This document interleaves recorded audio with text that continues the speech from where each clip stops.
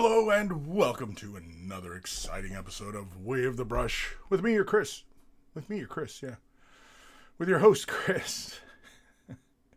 Way of the Brush, the most informative 120 minutes on the internet on the wargaming lifestyle. We'll talk about painting, terrain, conversions, just about everything under the sun, meaning no topics are barred. We'll talk about anything and everything. So, first-time viewers, be warned. Of course, if you're watching this live, you can ask your questions in the chat, whichever direction it might be in for you. And if you're watching this after the fact, you can submit your questions to Kris at wayofthebrush.com.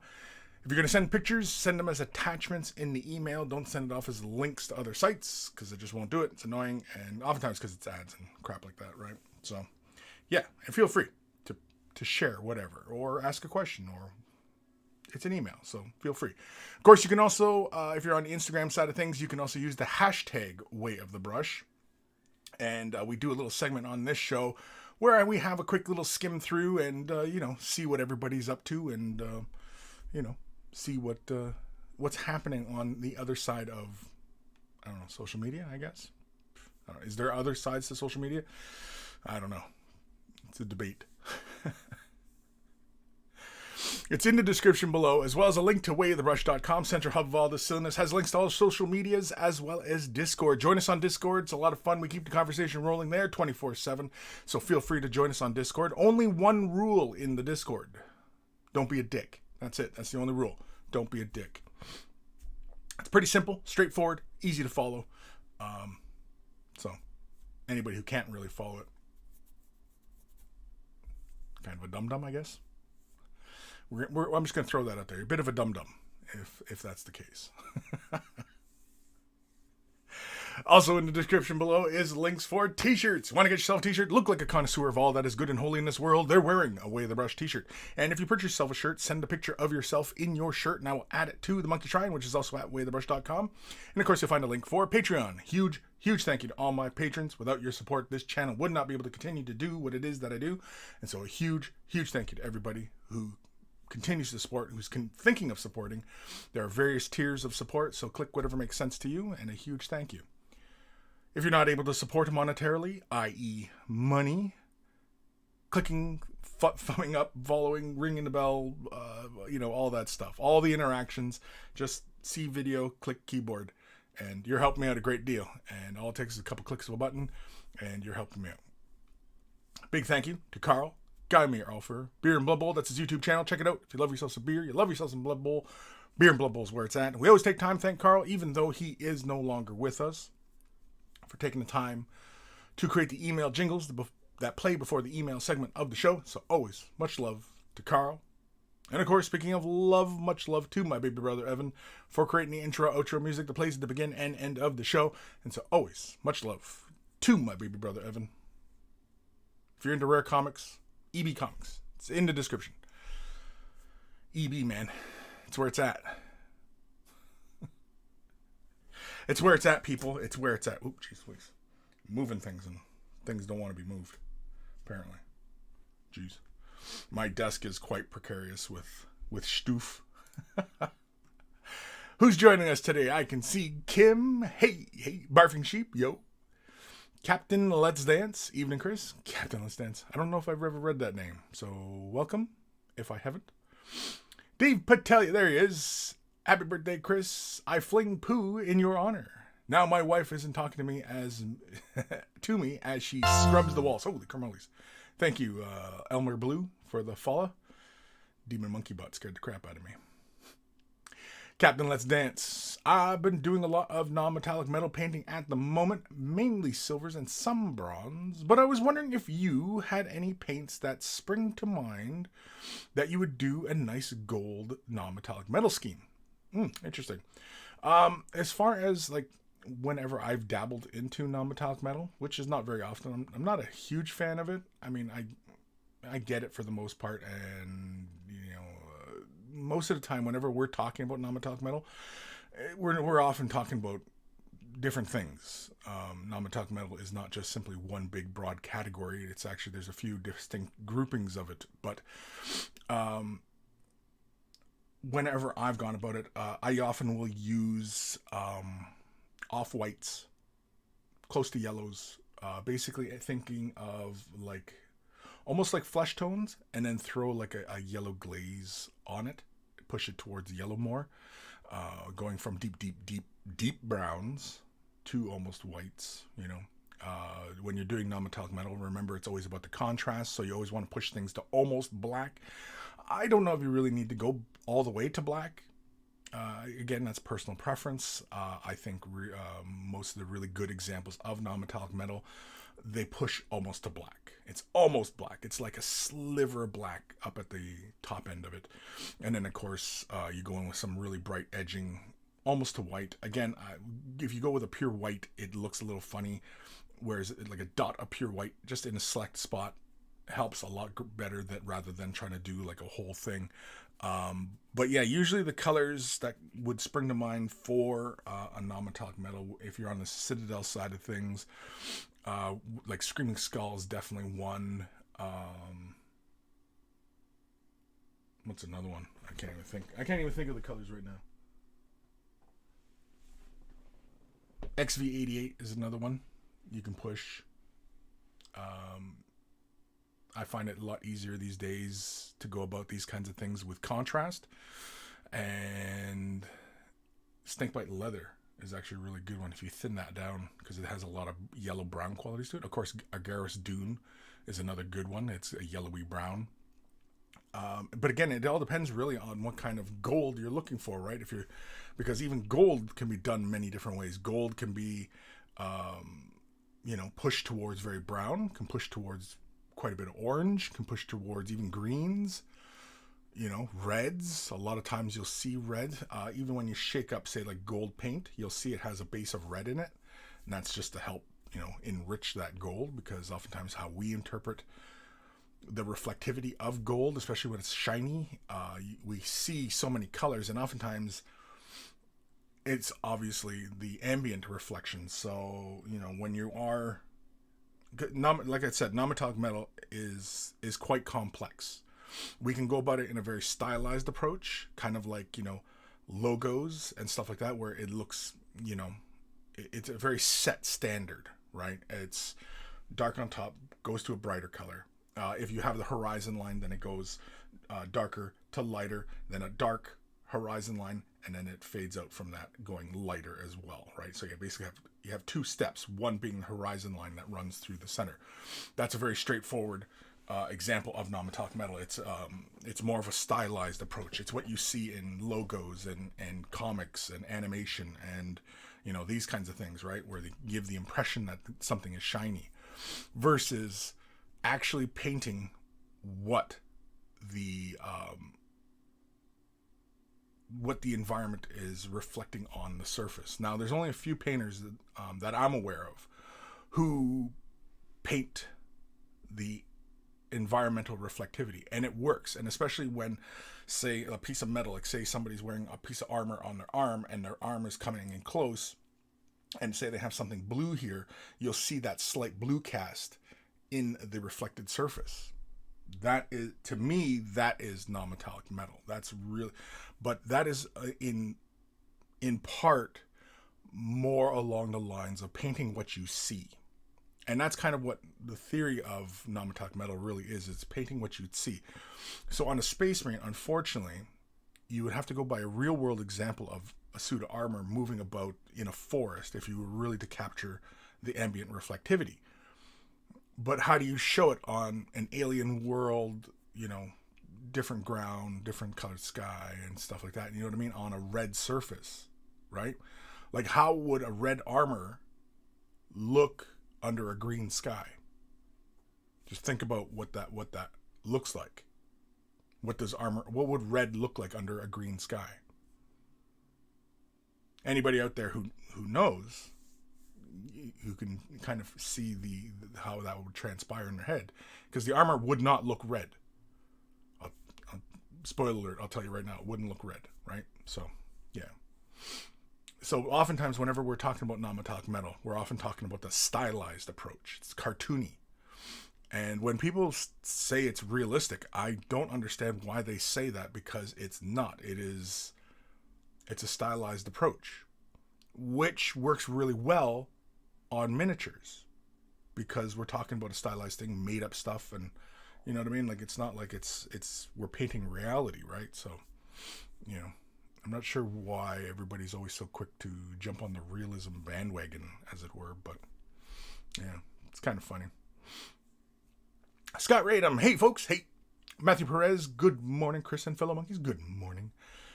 Kim, Zameshi Desert, but get the Japanese uniform from AK or Vallejo. It's great non-metallic gold color. Sure. Heretic Scott, howdy monkeys. Zameshi Desert is another good one because it's a yellowy brown, building up to Screaming Skull, and then adding something dark like Dryad Bark, or, you know, if you're working through those kind of color progressions, of course you can always just simply, you know, take a dark brown, add white to it, you know, bring it all the way through the gradients, and then throw a yellow glaze on top of it, right? A clear yellow, and just throw it on top. Or even just break down a thin yellow and add it to the mixture, or add it after the fact and just glaze it right on top of it, you know. There's many, many, many different ways you can go about it, because even employing techniques, right? I mean, like, yeah, you could even dry brush it, you could glaze it, you could wet blend it, right? There's many different ways to go about creating the effect. It's not just the paints that are going to get you to that end result. It's also what techniques you're going to use, what kind of approach you're going to use, right? Like what style of non-metallic metal are we talking about, right? Then, of course, you know, is it gold, silvers, bronze, coppers, right? Whatever, right?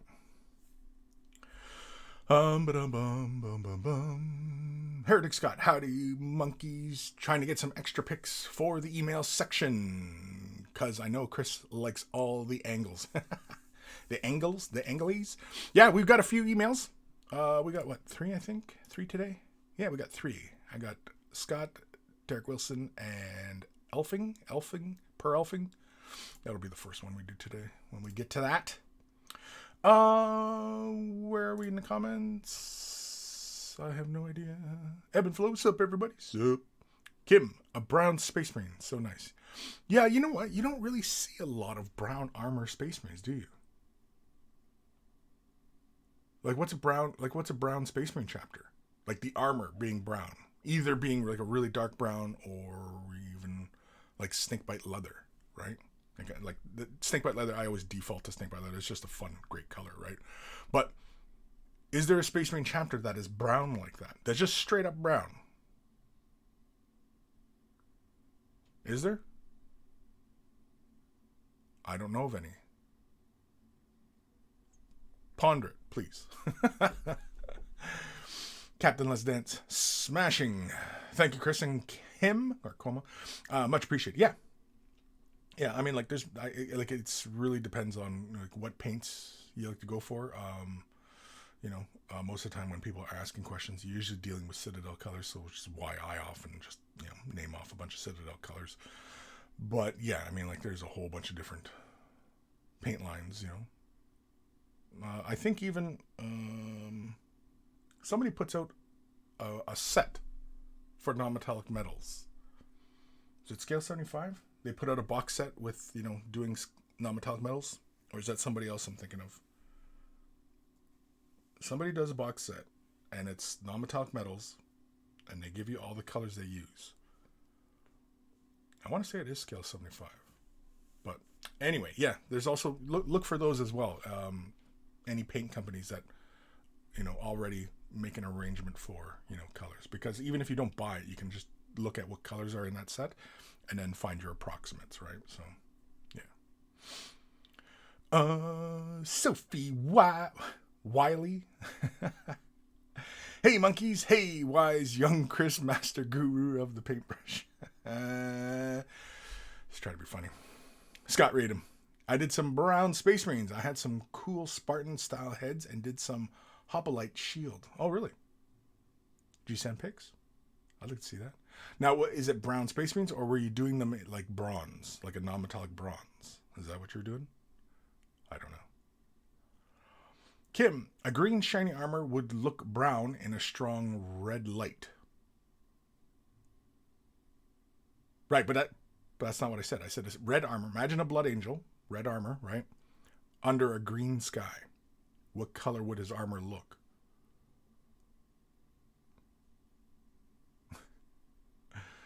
Sir Peanut Butter, morning, Kris and Peeps, morning. Kim, AK Interactive, Vallejo, Scale Color, Chimera, all do non-metallic sets. Oh, okay. Yeah. Vallejo does them too? Must be Vallejo. Yeah, I was pretty sure it was Scale Color. AK, okay. I'm not that familiar with theirs. And Chimera, I didn't think they did non-metallic sets because, I mean, like, their colors are so limited. Like, there's only, like, what, 40 colors? But, I mean, like, you only essentially need, like, 10 colors to paint miniatures, but yeah. Scott Radum, Scale does non-metallic sets for silver and gold. Oh, okay. So it is Scale Color. Okay. Evan Belleau, Brown Space Marines, Emperor's Excrement. Maybe. You don't know. Could be. It's possible.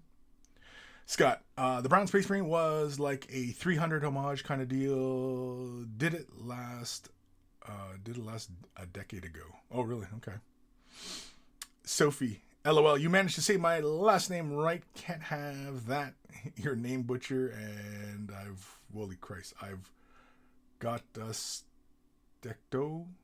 What? In being well. Oh, Wiley. I don't know what that word was near the end of that sentence, Sophie. That got used. I do not know what that word is. Scott Radom, I think I'm canon. The Minotaur Legion is brown as a base. Is it brown though? I thought it was bronze. It's a metallic bronze. Yes, I realize it's a brown, but it's a metallic brown. And metallic, any metallic is just going to be, fabulous regardless, right? So, but I'm talking like a brown Space Marine. Like somebody took, dryad bark as the base and did a bunch of edge highlights, and you know what I mean? Like that. That's what I'm talking about. Like brown.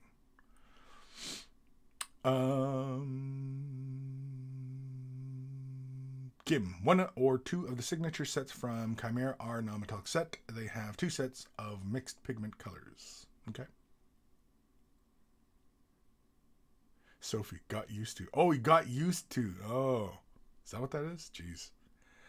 Good God. Are you typing on like a little smartphone keypad? Is that what's going on there? Is it beep, beep, beep, beep, beep?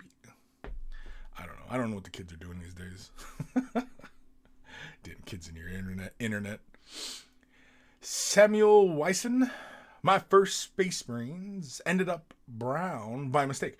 I was like 12 in the 90s and wanted to do Imperial Fist. Started with black primer, 20 layers of yellow later, and I gave up and had brown Marines. Yeah, that's I've done that before, way back when. Yeah, because back in the day, a lot of the guides and stuff like that recommended using white primer. And then somewhere along the line, I started using gray and then black. And I found that black, especially because when I was doing like my Chaos Marines, I was spraying all my stuff black and then dry brushing up color. So I already had basically black in the shadows, and all I had to do was just bring the color up. Working that way, though, you have to apply many, many layers onto a model surface.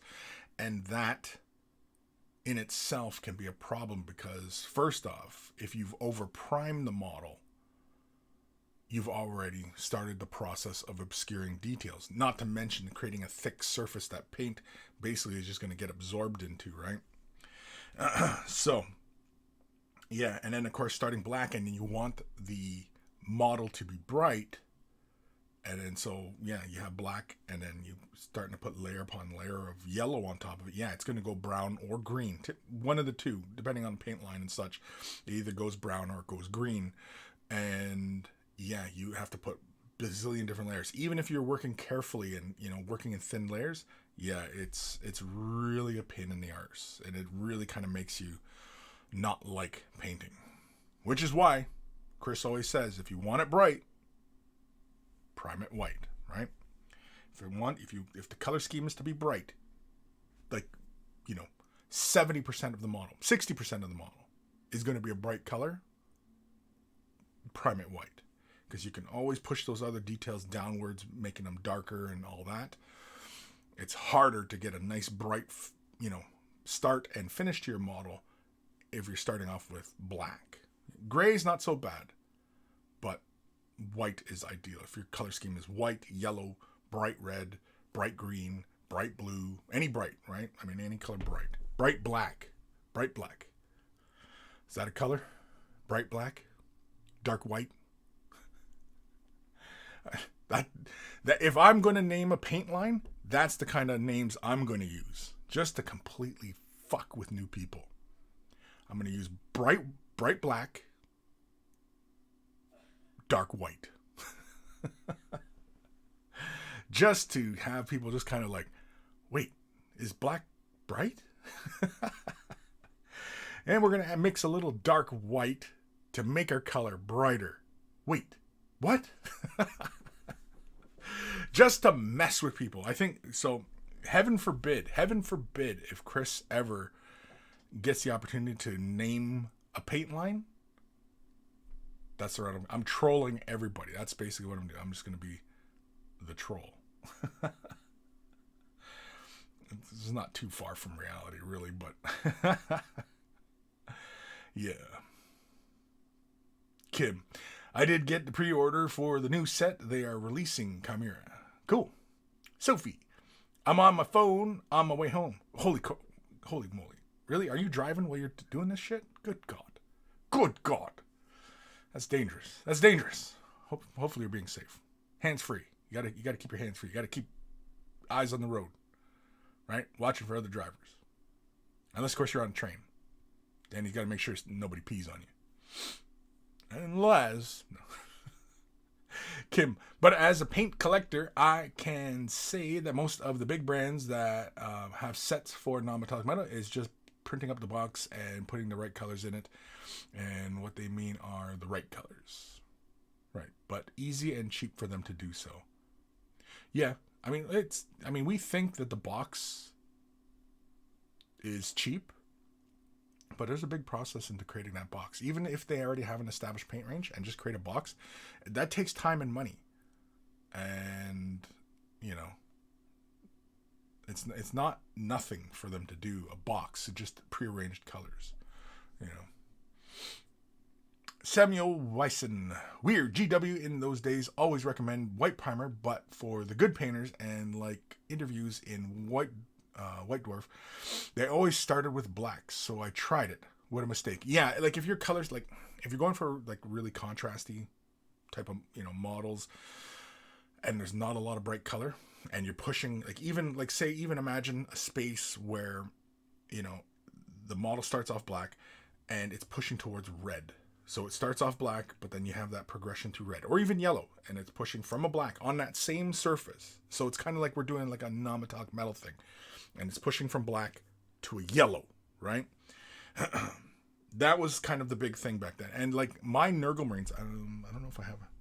Well, I guess I can't really show it, I suppose. But like my Greater Demon of Nurgle, I have the old lead one on my shelf. He's a black primer, but I've dry brushed him up to, was it Bylus green, which was the bright yellow, lime green yellow, or yellowy green. And that was my final highlight. And I brought it from a black all the way up. And it was mostly dry brushing. I think it was almost entirely dry brushed. You know what? Here, I'll show you guys. Screw it. I'm showing you. Screw it. We'll do it live. Where is it? Here we go. Let's grab this fella right here. So. Oh, I may have went in with a darker green. I was pretty sure I did black though at first. He's kind of dusty, so you might not be able to see it too well. But I'm going to show you guys anyway. I'm just adjusting focus on my camera here. Hold on. Got to click about a bazillion freaking settings here. All right. So you guys can kind of see. Now, like, concentrate, like, I gotta make sure I'm at the right angle here. Yeah, you can kind of see like he's black underneath, but he's got like bright green points to him. Yeah. But anyway. Yeah, this was entirely dry brushed. It's like, this is early 90s. 90, 91, somewhere around there. Something like that anyway. And he's heavy. You kill somebody with this. Might help if I turn the focus back, right? There we go. There we go. So, yeah. You know. They often recommended priming white, you know, just because, well, it's just like, it's like white canvas, right? You can always make it as dark as you want, but it's always harder to bring the brightness forward again if you're starting with your canvas black. It's layers upon layers of color to build that brightness back up, versus starting from a white, getting all your bright points started, and then you can push everything backwards. It's easier to go in one direction than the other. Is really, I guess, the gist of what I'm getting at here. Sophie, I found Wraithbone Contrast Primer is great for doing yellow and then apply it thin and fast brush strokes. Yeah, yep. Wraithbone Primer, yeah. Even the gray sear, either the gray or the white, the Wraithbone, those are both good primers. And I suspect that they contain a lot of whatever that ingredient is for their white primer. Because it smells like their white primer. I know, I'm all about the smells, so, yeah. Barfing Sheep, I'd love to be part of that naming process. Just come up with the most confuddled names, yeah. Just to mess with people. Yeah, I think so. I think it'd be fun. Kim, it's very rarely prime black. I mostly go to a brown black or a dark gray black. Interesting. Yeah, if the color scheme is bright, prime it white, right? Black, most of the time whenever I'm priming black, it is usually for metallics. I'll do a gloss black for metallics.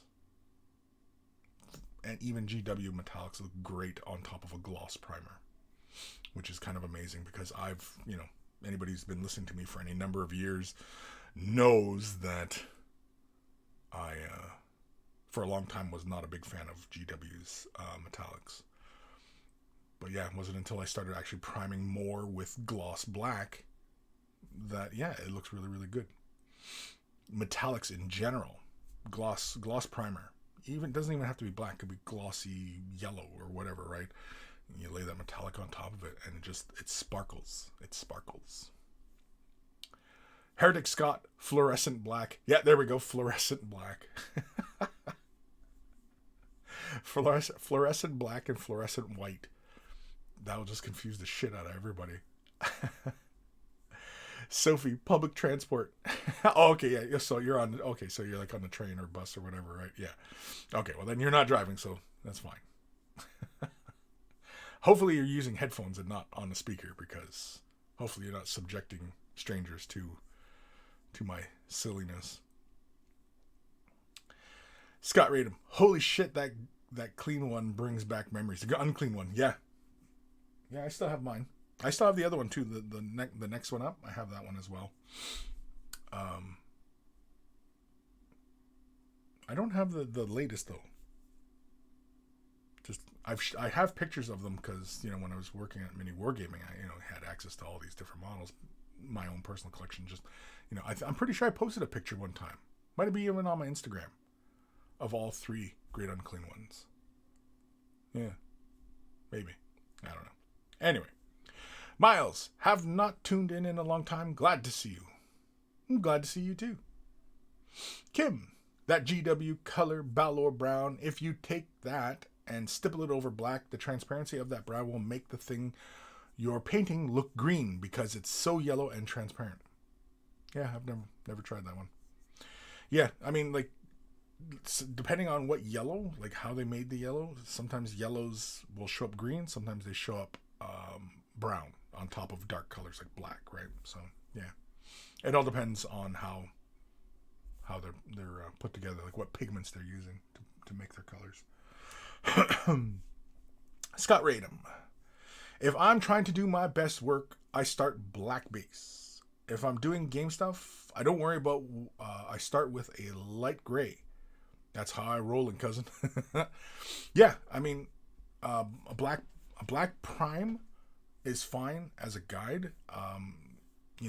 If you're looking for starting off from a really contrasty point, honestly, I don't really see a difference other than, yeah, it helps you find those dark points, but if you already kind of know where shadows are going to fall, you don't need to do it. You just simply deliberately apply your deeper colors into those areas, and you move forward. I mean, but it's everybody's process is a little bit different, so, and that's the fun. That's the fun of painting, is that there's so many different ways that we can take the ingredients, and it's like cooking, right? It's like cooking. We can take a bunch of ingredients and make an entirely new dish. We can take those same ingredients, prepare it in a different way, and it's an entirely different dish, right? Painting is this kind of the same way. We can take all these different colors and we can combine them in different ways and, come up with different things.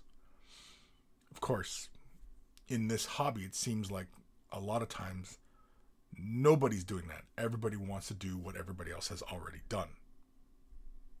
Yeah. I guess it's like and I guess maybe that's why people throw that term recipe around, right? Because essentially that's kind of what it is, right? It's a recipe. It's not a,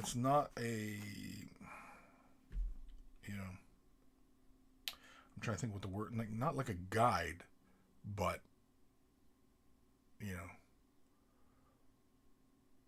instead of trying to help you create your own vision, it's just simply following an example because you want to do that.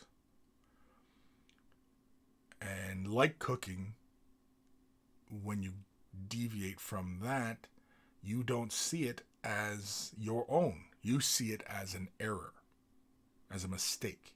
Oh, I messed up. I didn't follow the directions and I messed up. When in painting, yeah, you can take the influence from the recipe and deviate in any direction you like and make it your own. But people a lot of times do not feel that way. At least it doesn't seem that way. Everybody wants to do it exactly the way somebody else has already done it. To me, that does not seem like a good breeding ground for creativity.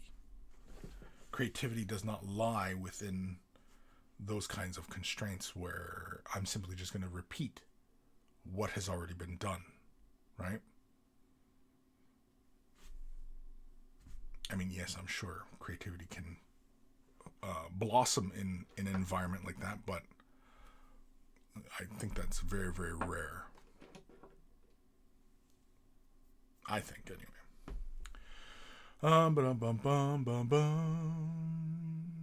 Barfing sheep, vibrant gray. Intense gray, yeah. Vibrant gray, intense gray, yeah. Outspoken gray. Just a word that has no place in describing of colors. Outspoken. That's an outspoken color. Like, what does that even mean? Alex Halsall, on the strength of what you just said, I'm investing in gloss primers for the Custodes project. Yes, I highly recommend it. Now, if you are doing GW models and you like to stay within the GW sphere of products and stuff like that, I've had really good experience just simply taking the Retributor spray and spraying that right on top of the plastic. Right? No primers, no nothing, and just spray that. And I found that gave me almost, it almost looked like that Vallejo liquid gold. It was that very, very tight pigment of gold. And bare plastic is smooth already, because really all that you're looking for is that smooth surface. That's why I said it really doesn't matter if it's a black, if it's red, whatever, right? Although you're going to get different finishes, of course. You're going to get different effects. But, yeah, laying Retributor Armor, I think that's what the spray is called, right? Retributor Armor, or is it Retributor Gold? I can't remember. But either way, lay that on top of the bare plastic. And it looks really good. I did that for Gilliman. And, yeah, I was like, wow. Look how nice and rich that gold is. I didn't want to change it because it looked so darn good on the figure. I was like, damn, like, it's such a shiny, rich gold on there. But yeah. But otherwise, yeah, using the gloss primers, yeah, if you're using like, silvers and what have yous, or even combinations, right? Like if you have access to an airbrush, you gloss prime the figure, and you lay some gold down, and then you have other areas where you want silvers, or color shifting, or colored metallics, or whatever, right? Yeah. But yeah, gloss black, even for Citadel metallics, like I said, which I for a long time was not a fan of, it looks really good. I likes it. Kim, Vallejo, Green Stuff World, and Stylized all make good gloss black primers. I prefer the Green Stuff one. Okay. Scott Radum, I think when beginning and trying to grow stronger technique, it's very much a paint by numbers, and creativity is a distant second. That's how it is still for me. Got to get that technique, cousin. Are we just ending everything in cousin today? Yeah, I mean, for the most part, yes. This hobby, by far and large, is mostly paint by numbers. And even those who lean very heavy on creativity and things of that nature get looked at sideways when you deviate from the norm, right? For example, brown space marines. Do we see brown? I'm gonna do a quick Google search. I'll probably fuck my shit up like this, but whatever. Brown space marines. Can I spell marines? I can. Oh, hey, you know what? There are some color schemes for brown space marine. Kind of. Sorta. Okay, well, I'm not counting any metallics. We're not counting metallics here. But quick Google search. I mean, up in the upper left, it's a brown white. It's a brown. This one here, the Stalkers of Chaos, that's a green. That doesn't quite look brown. And this guy right here, he's a gold or bronze. Guy beside him though looks very brown, but it's hard to say. Then we got this like brown tan space marine. That's kind of cool. Imperial Fist. One of my favorite ways of doing Imperial Fists, or painting yellow like that, is to use brown up to a white and then glaze it with yellow, and then you get that really fantastic Imperial Fist look. That's it. Not a lot, really, eh? Minotaurs. Yeah, it's not a lot. Oh yeah, this classic look where it's a brown camo. Yeah. Anyway. Everybody's like, yeah, okay, I don't give a shit about this. Brown Space Marines. I get it. But yeah, I mean, you don't see it. You don't see it a lot. Now, I like that one color scheme here. Oh, and the thing is the person's asking why no brown Space Marines. Yeah, because the brown and white, it looks cool. So, like, why wouldn't you have brown Space Marines? Right? Why? I'm sure those out there of a particular bend probably could answer that quite colorfully, I'm sure. Sophie, it can be fun and very funny experimenting with colors. Yes, oh yeah, 100%. Always play. Always be playing. Learning. Samuel Wiesen, recipes became important for me when I wanted to play and make an army. I normally paint pretty slow and mix my own colors, etc. That didn't work for me for a whole army. They didn't look coherent. Yes, exactly. And when you are, just fiddling even around with the colors yourself, you should keep a little diary, a little journal of your colors that you mix. So if you mix a new base color and you put a little bit on your journal, and then just write down the mix ratios, and as long as you are consistent in how much paint you gather, and when you are mixing, as long as you're consistent, you should get back to that same result. But also too, another one that is really good is color matching, just as an exercise. And I'll describe this to you the way we used to do it. Get an old magazine, doesn't really matter, and then find a random place within a picture of a portrait or landscape, whatever, find a little spot and like within a 1 inch square or even smaller, less than a 1 inch square. Okay. Cut out a square on that surface. So you just have that little square with just that color, and then mix paint to match that color. Now with acrylics, it can be a bit tricky. And that's just because acrylics, when they dry with a different finish. And that's why sometimes acrylics, they look really, really vibrant when they're wet and dull when they dry. If you've ever noticed that, that's a problem with acrylics versus oil paints. Oil paints don't change. In fact, oil paints, especially when it's really thick, you can't tell when an oil paint is dry just by looking at it. Versus acrylic paint, you can tell when acrylic paint is dry just by looking at it. And oil paints, you can't tell. But yeah, color matching. It's a fun exercise. I highly recommend it. If for anybody out there who really wants to up their ability to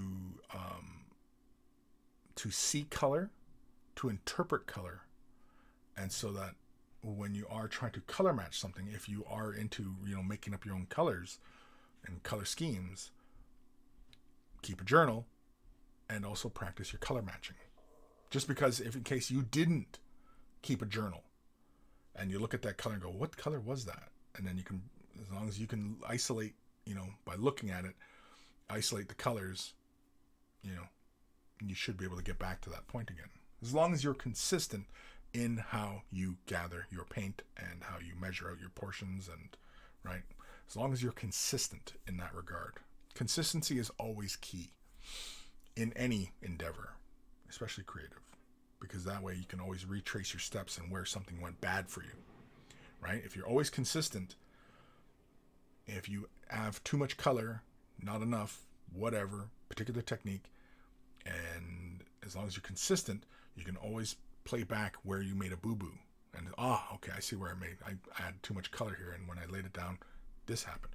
Or I was using this particular brand of paints. I normally use this brand. I was using this brand, and when I did this happened. It usually doesn't happen with this other brand, right? And so, what happened? Why was there a difference there, right? All these things. If you're consistent, you can always track down your own problems. If you're consistent about your stuff. It does require a little bit of anal retentiveness, but, consistency is key. Scott Radom. I was listening to some old school Snoop Dogg the other day, and there was that's where the cousin is coming from. Cousin. Also need to start dropping nephew on people who are much younger than I am. Nephew? Yeah.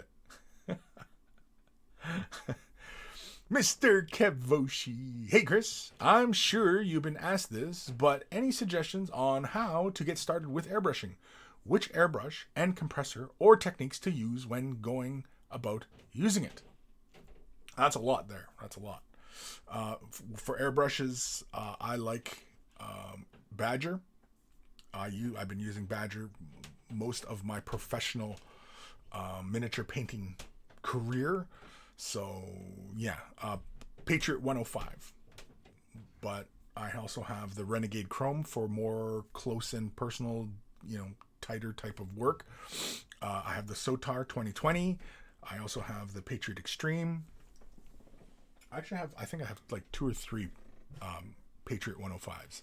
But regardless, Patriot 105, if you're just getting started and you want something that's a good build, good quality, and will do a majority of initial type of work that you're going to be doing, which is the most likely priming and some base coating and maybe some, effects and stuff like that. A little bit, you can get into some OSL with the Patriot 105.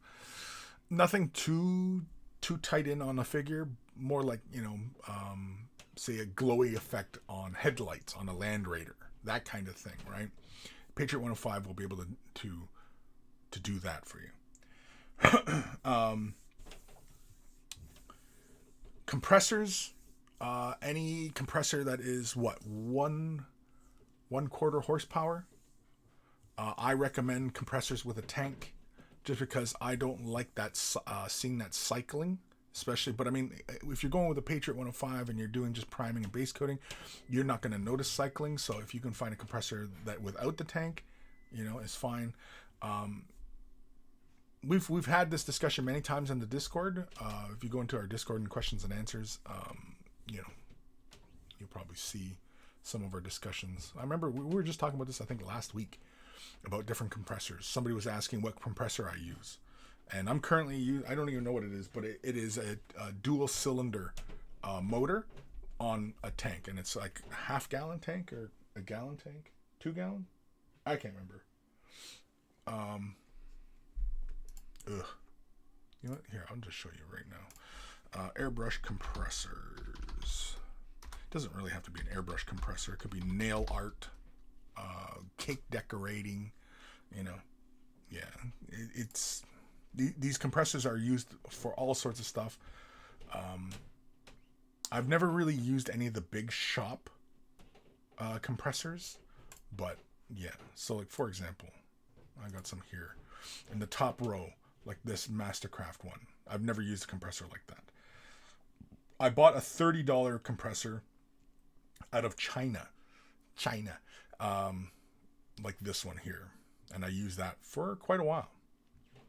I do not really recommend using propellant, canned propellant. You just don't get any consistent kind of air workflow with that. It doesn't last long. And the compressed air loses pressure as the can cools, so it's really, really annoying. But yeah, I mean, like a lot of these setups, pretty straightforward. Hell, this is $294 Canadian. It's got paints, cleaner, compressor, brushes. It's got all sorts of shit going on here. It's actually not bad. But like if you're just starting out, yeah, see like these ones here with the tanks on them and stuff. That's the ones I prefer. The one I'm currently rocking is more like this one right here. This one with the dual motor on top of the tank. That's more akin to what I'm currently using. It actually kind of looks exactly the same as that, but I don't know. Does it have the red rings on it? No, mine are black. I got black rings. But anyway, yeah, that's more like mine right there. This one here. I don't know if you guys can see it. I'm kind of illuminating it, but trying to. Anyway, yeah, that's more like what I currently use. But I've even used like Badgers that comes in like this case like this. Yeah. Now the ones I have not used are like small ones like this, or what are this really small? I thought I just saw it. Yeah, like these right here, like these little things. I know Testers has one like this, and somebody else does a small compressor like this. And yeah, I've never used those, so I cannot speak to their effectiveness. Yeah, or even this one. Yeah, these are small water ones. I've never used anything small like that. Not to say that it's bad or anything like that. I have no idea. I could not say how effective those are. For the most part, most people are going to be using an airbrush for by far and large priming and base coating. That's typically the extent of newer people's experience using airbrushes, right? And honestly, it is a great way to help you get through all that stuff, right? Is an airbrush, because you can just sit down, assemble the shit out of a whole bunch of models, then with an airbrush come in, do all your priming, do all your base coating, maybe do some zenithal pre-shading on them, then once you get to it, maybe a little bit of OSL, and that's it, right? So yeah, so hopefully Mr. Kavoshi, that kind of helps. Oh, and as far as techniques are concerned, a lot of airbrushing techniques honestly are mostly wasted on wargaming airbrushing. Like miniature painters do not use an airbrush like an airbrush. They don't use it like a brush. People who do illustration, auto body work, they're putting designs on cars and big flat surfaces and stuff like that. They use the airbrush like a brush. If you ever watched H.R. Giger work, it's amazing watching him work with the airbrush and how long it takes him to build up transitions. And of course, I mean, like, we look at his artwork and we think, wow, look at all the detail, and, you know, like, that's amazing, and how the color progresses, and, you know, all these things. But I also forget those things were big fucking murals. Like, there were big pieces he was working on that he made.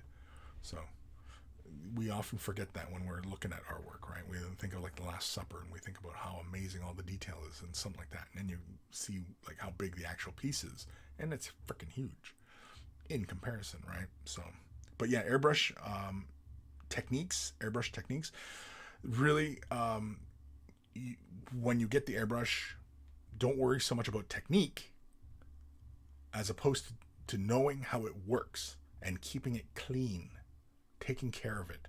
That is paramount, especially because if you start shelling out a bunch of money for an airbrush and then you don't take care of it, and then you can be like, oh, I bought this airbrush, it was like $400, and you know, it crapped out on me after one session. Well, because you didn't take the steps to learn how to properly care for it and clean it, right? It's like any tool. You got to take care of them. You got to take care of your brushes. Like that one guy says all the time. That one guy, you know, that idiot who's always saying it. You know the guy. Kim, the Fuckers of Chaos. What is that for a chapter name? Have not heard that one before. Fuckers of Chaos? Why, was that one of the names on that Brown Space Marine list? Yeah? I don't know. Dark Commission. Brown Marines. Episode 366. Dropping the Marines off at the pool. Sophie, I think hobbyists should always have 2 notebooks, one for colors used on a mini in case of going back to it later, and a second notebook project ideas. Yeah. Yeah. Writing things down in general, I think a lot of people really should utilize, you know, even if it's on your phone and just type out a quick note to yourself, you know, just keeping notes is very helpful. Helps you remember. Helps you, you know, maintain accuracy, you know, and yeah, it makes you more conscious about those things. Jabba's Left Nut, episode 366. Be consistent when being anal. I like it, and it's a very Jabba kind of quote. Yeah, that's right. That's the title of the show today. Hopefully, I don't get flagged.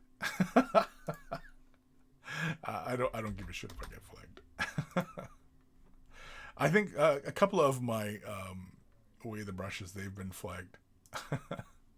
It has happened.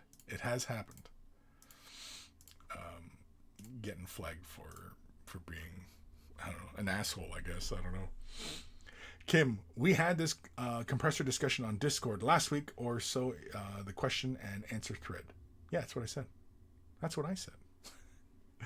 Scott Radom, I don't airbrush much, but I got a big ass Home Depot, like 1/4 horsepower with a 3 or 4 gallon tank. It was like $120. The adapter and moisture trap was maybe 50 more. Yeah. Yeah, going for like one of the big compressors, they're actually, yeah, you find them like here in Canada anyway. You get them at Canadian Tire, Walmart, you know, any big box place. They often have, you know, sales on these damn things, and you know, especially with the big ones. You know, I mean, if you know you're into home repair and stuff like that, I mean, like there's other tools you can pick up to you know to utilize that compressor. There was somebody who used to join us in Discord, join us in the chat. And I'm pretty sure they had a compressor that was like it's in another room, but they had like the compressor lines running elsewhere throughout their shop, and they just used that compressed air. I can't remember. I remember having this discussion years ago. Somebody had their like one of them big standing compressors, yeah, like you know for like you know pneumatic like the big compressors like you would have it in a garage for like the pneumatic drills and shit, right? So yeah. Anyway, yeah, I've never used any of the big ones though. I've always like buddy next door. He has a compressor. He's just sitting on, I was like, maybe I'll take that off your hands, and I'll give it a try. Thing is, though, things are so loud that for home use, especially if you live in an apartment, because I know some of the monkeys are in apartments, and having a compressor, can actually be a pain in the ass, because if you're neighbors, because you're most likely going to leave it on the floor or whatever, and most of them have rubberized feet to offset that vibration noise. But yeah, if you lived in an apartment, especially one that's made entirely of concrete, that kind of shit, yeah, that sound will carry all over the place. It'll be annoying. And people are like, oh, he's got his compressor going again. Oops, shit like that. It just makes more of a headache for you. So shop around.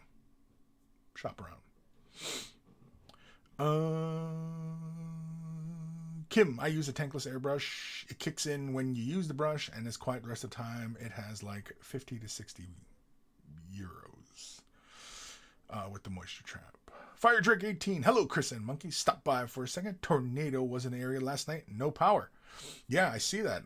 Lots of places in the States getting hit with a tornado right now. Well, not right now, but last night, yeah. I've seen it on Twitter. There's a whole bunch of footage and clips and stuff. Tornadoes touching down, and like an Amazon warehouse was hit and things like that. Anyway. Sophie, football supporters just got on the train and can hear a thing now, even with her. Can't hear a thing now, even with the head earphones. I'm sorry to hear that, Sophie. Football hooligans. Yeah, that's unfortunate. I live with 2 football hooligans. Not your football, our football. Our football is way better.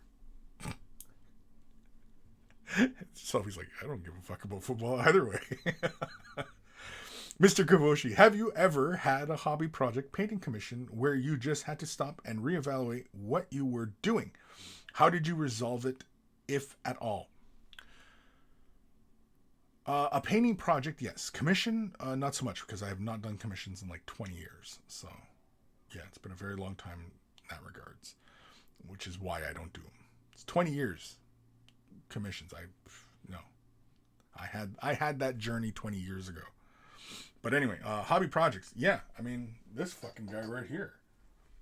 I did a video for the patrons about just, kind of quickly my thoughts, what I was thinking while I was working through this, and, stuff like that. And yeah, there was a whole bunch of directions that I kind of wish I went, should have went, could have went, stuff like that. But anyway, also I'm planning on giving this away. I think that's what we're gonna do. We're gonna give this away. I'm thinking maybe Christmas or New Year's. I'm thinking that's what I'll do. So yeah, I'll make posts. I'll spam it around. We're gonna give this guy away. I think the shipping's gonna be a bit pricey, but that's okay. It's a present for somebody. Who? Don't know. But yeah, somebody will win them. But yeah, that's what I'm thinking anyway. Why not?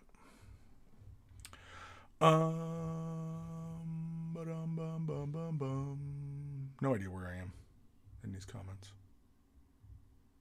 Oh, Evan Belleau. Cobalt Quiet Tech isn't too terrible on the decibels. Yeah, I'm not familiar with that one. Cobalt Quiet Tech. I'm going to look that up. It better not bring me anywhere weird. Oh, man. I'm nervous. Cobalt Quiet Tech. Oh, it's a big compressor. Oh. I like that.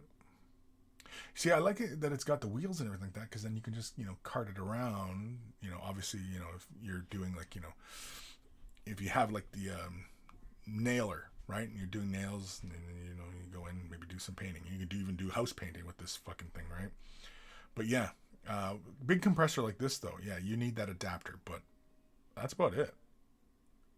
I don't know how low these kinds of compressors go down to, though. How low does it go? Is this the kind of compressor you have? Do you use this for your painting? Because I have questions if you use this for your painting. I have questions. Some of the pictures of the compressor itself, like I see in the thumbnails, it looks more like a can of bear mace. At least that's just how it looks to me anyway. Of course, I am a bit fucked up, but, anyway. Kim, the little one I have are Cobalt compressor. But is it the Quiet Tech? Like Evan Belleau. Apparently, the Quiet Tech. Let's jump over to G-Dubs. See what's up for pre-order. Oh, right. That's right. This stuff. Shadow Throne. So, Shadow Throne is the Gene Stealer Custodes box set. And I was planning on getting this little figure painted up. So don't be surprised if on getting projects done that we are working our way through the figure. I am doing something a little bit different for mine. As you can see the colors going on. It is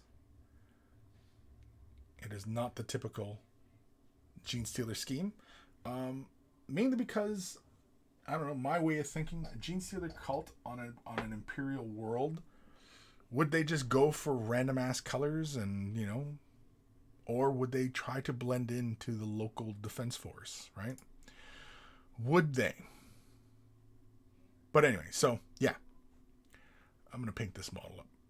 So yeah, we'll probably work on that this week.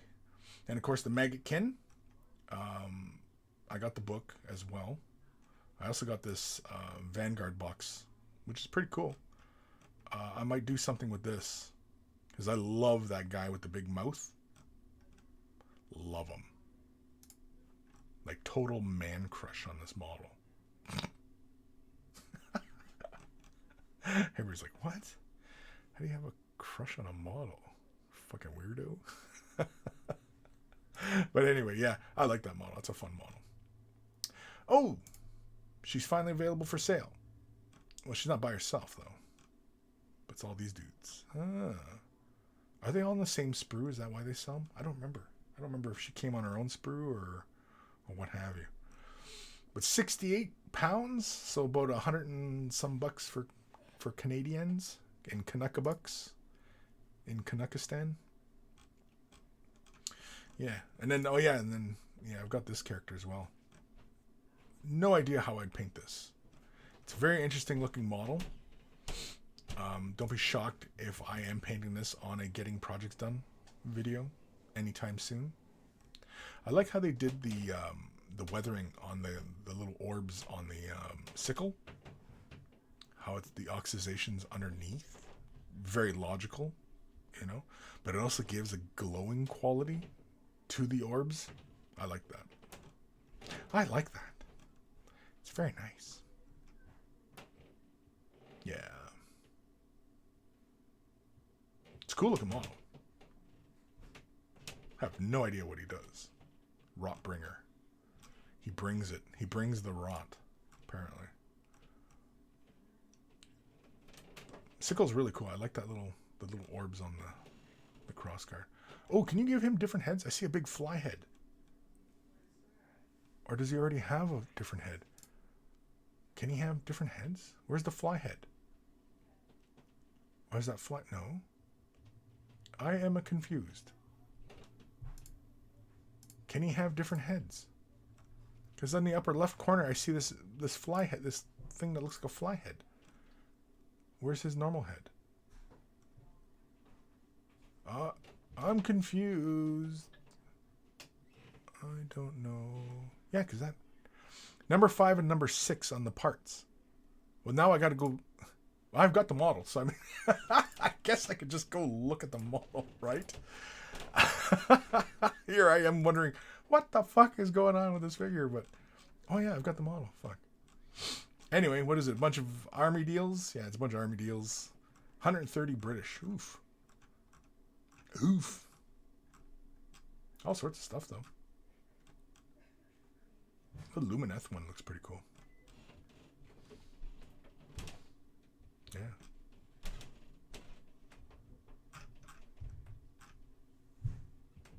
I kind of want to get up and go find the figure. It's in my other office, though, so I don't know if I'll get up. I don't know if I feel like getting up and getting it. All right, hold on. Entertain yourselves for a second. I'm going to... Oh, shit. Almost tripped on that.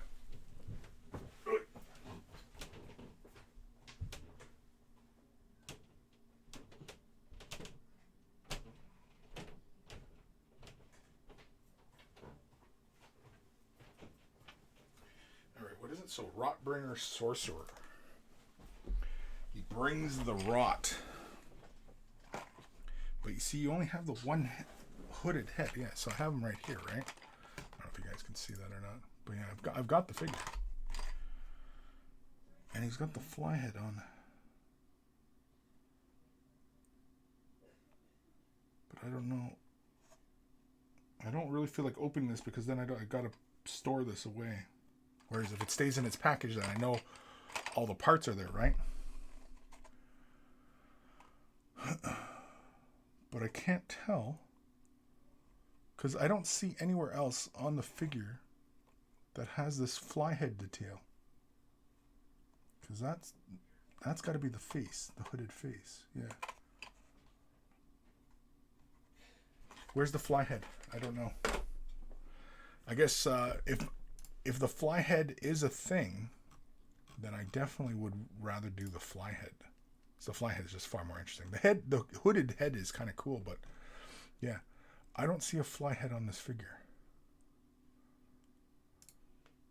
I'm gonna click the 360.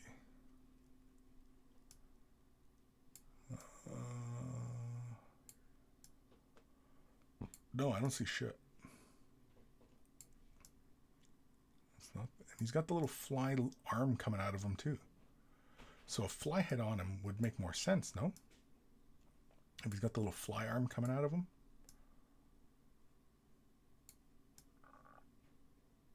I like the model. I'm kind of into the model right now. But I kind of wish they'd showed it with the alternate head. Unless they never did that. Because, yeah. Now I want to do it with the fly head. Do the fly head. All right. Anyway, but yeah, so that's what's happening on the GW side of things for anybody who cared.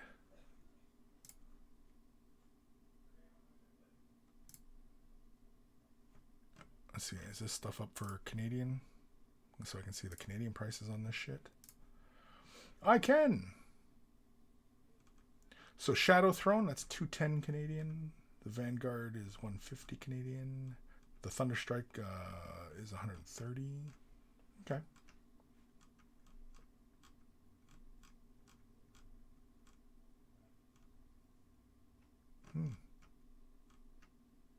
Okay.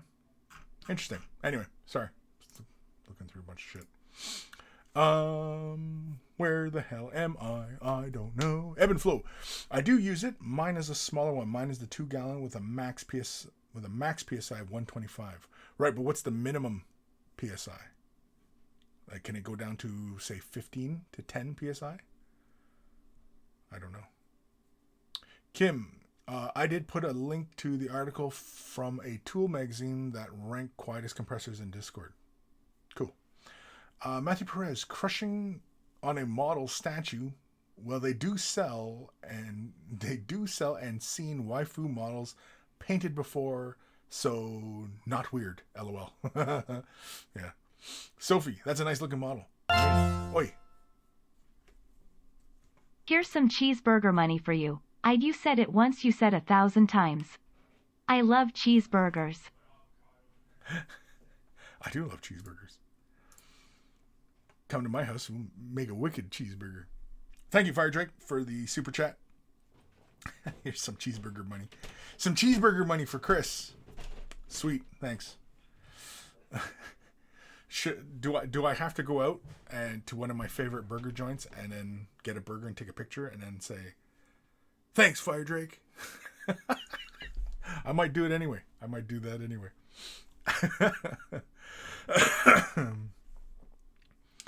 Fire Drake, have to go. My internet is being throttled. Have a great weekend. Later, duder. Yeah. Kim, that's nasty. Do the fly head. Yeah, I think so. If that's a fly head, like I'm not seeing any examples, but like they show on the back picture here, they show 2 examples of the finished model, the fully assembled model, and I think the one is showing it with the fly head, or maybe it's just painted. Fuck, I can't tell. Yeah, that looks to me to be, because the back end of it, like the fly head is pointed like facing upwards, but the other head, the hooded head, is facing downwards. But I can see the back curvature where, like the part, they have the same back end to like where they meet up. So I think the fly head is, I think I'll have to do the fly head. I might assemble that guy, because Kris just loves the Nurgle stuff, right? So might be a nice excuse to just slap some paint on a model. I'll just get like the 1/4-inch brush and just smack it. Just smack it. That might be only for the OnlyFans. Just sitting around smacking it. I don't know who's tuning in for that. A lot of weirdos out there putting all these awful ideas in my head. Yeah, Kris, do an OnlyFans. Sit around, smack your paint. Oh, geez, squeeze. Get yourself a big cheeseburger, but now you need to shoot a pic of it. Yeah, so, okay, thank you. Oh, that was Matthew Perez. Thank you. Thank you for the super chat, Matthew. Yeah, so now I got to do Fire Drake and Matthew. With a cheeseburger. Yeah. I'll just hold my hand like this, and then you Photoshop in a cheeseburger.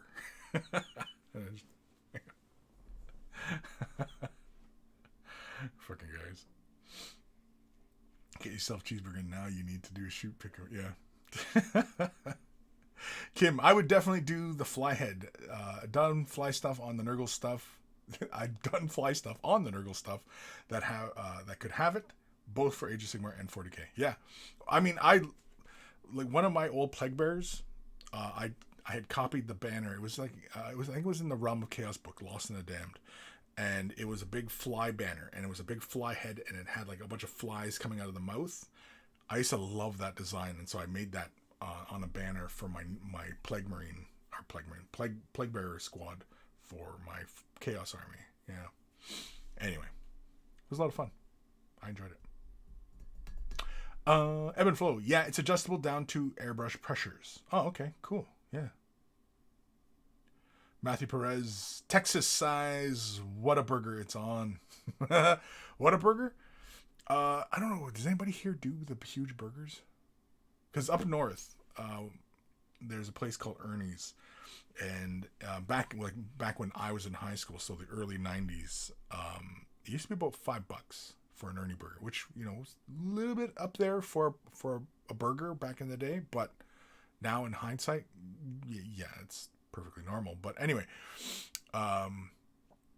it was, I'm pretty sure, half pound of meat or full pound of meat. I can't remember. Either way, I ordered 2 one day, and I had one at the restaurant, and then I packed the second one up, went about my day, got a little bit hungry, and so I was at the mall, the food court of the mall. And so I sat down, opened up my burger, and I sat there eating my burger, and people were fucking staring at me as I was sitting there eating this giant fucking burger. Yeah. It was kind of fun. Yeah. And I'm used to people staring at me, so, I didn't give it 2 thoughts. I didn't give a shit. Just kept eating. Kept eating the son of a bitch. But yeah, I don't know if anybody around here does, like, the giant burgers. I'll have to ask around if anybody around here does giant burgers. Maybe I'll go for a giant burger, because unless I make up a giant burger. Whenever we get talking about fast food, the wife, I'll make you a burger better than McDonald's. Anybody knows the reference? Yeah. She doesn't have voice. I'll make you a burger better than McDonald's. Better than McDonald's?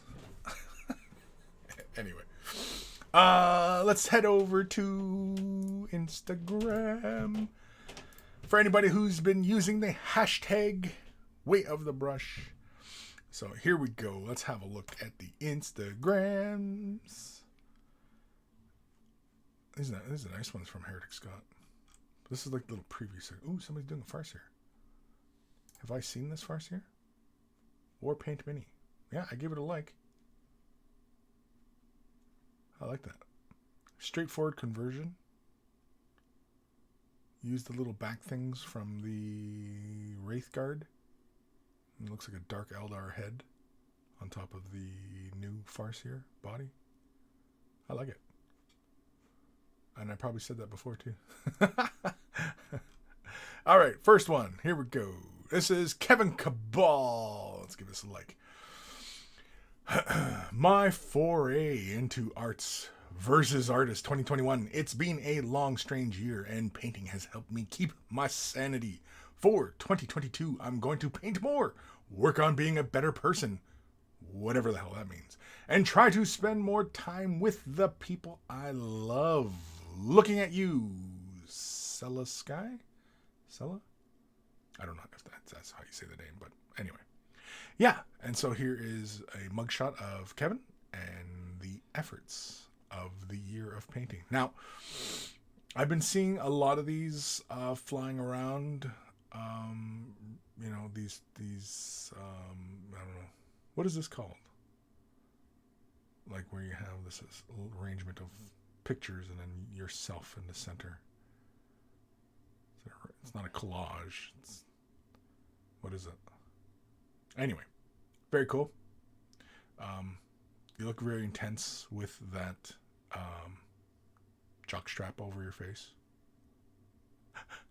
It's not a fucking jockstrap. This one is Scott Radum, learning non-metallic metal on this Necron. Let's give that a like. Did you send this in the email as well? I think you did. I like it. I really like to work on the gun. On the Necron himself, on the head and the arm that to the right, feels very right. The one on the left, the forearm, something with the forearm gets a little lost.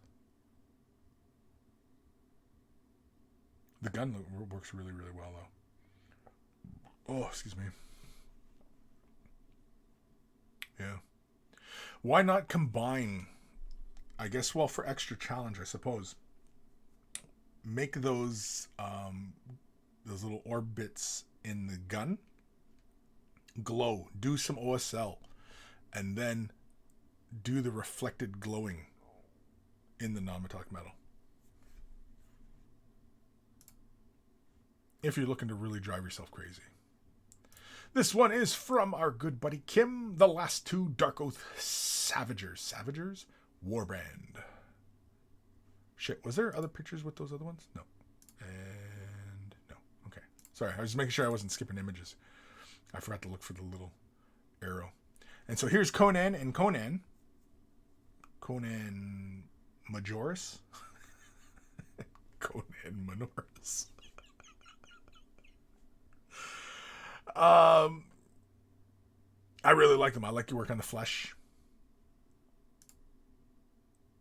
Oh yeah, it looks really good.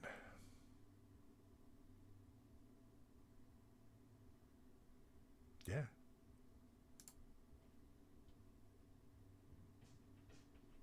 Me likey.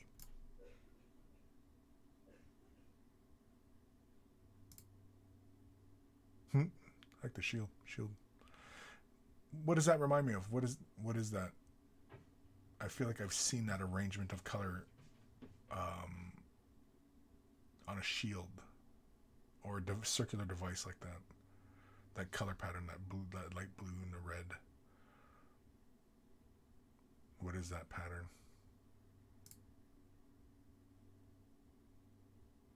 Of course, maybe it's just me fucking misremembering shit.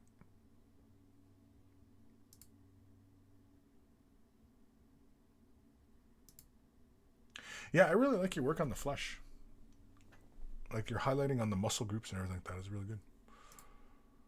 Me likey.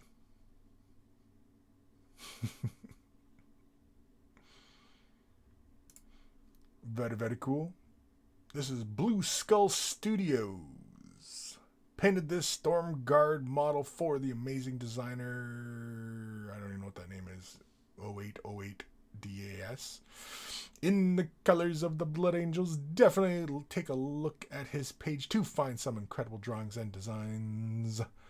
Blue Skull Studios. It's aircobies.com. Is that where the models are from? So the model's not familiar at all. Let's give it a like. Yeah, I like it. You know, straightforward. It's red, contrasty. I really like how you did that blade. The blade looks really cool. It almost looks like a big piece of like emerald or jade or something. It's really cool.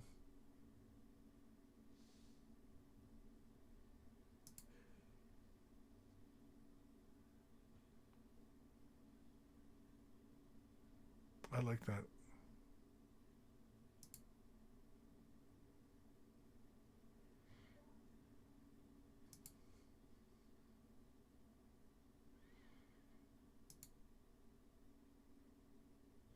Yeah, I really like that blade. And your use of the glowing green.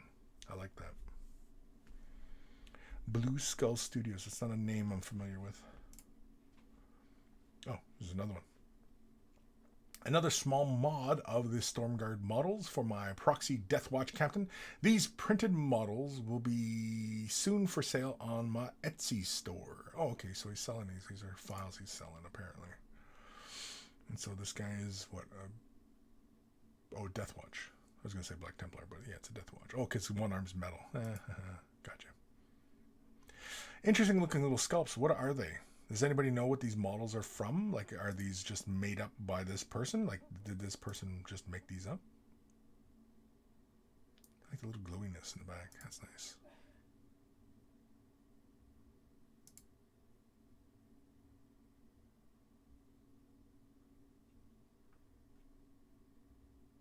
And if the 3D prints, like, are they like the same size as Space Marines? Are they bigger or smaller or what have you?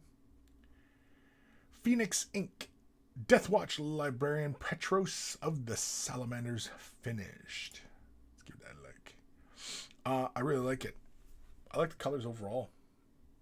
And of course the eye is immediately drawn to the hammer. And yeah, I like the little cherub.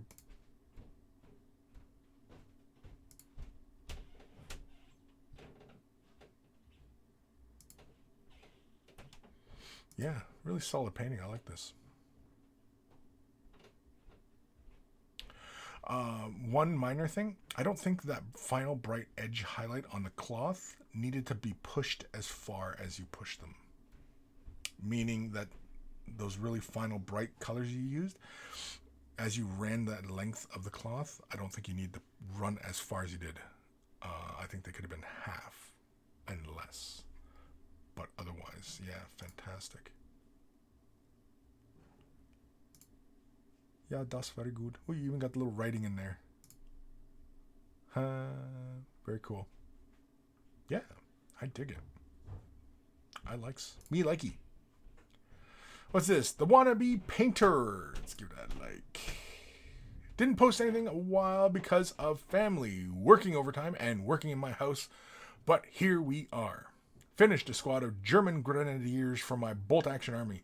Totally not fine with it because the 28mm scale is something new for me, and I messed with the faces and the leather parts. Tried to make them look as they were fighting for days without any time to rest. I will have to learn many things, but I'm optimistic with this project. I don't see anything wrong with the faces. I think just a little bit more definition could be brought to them. But, yeah, it's a little bit more highlighting. I mean, if the vibe is the overall, like, they're dirty and grimy, well then, yeah, you just leave them as is, how you would have been doing them. It looks fine to me.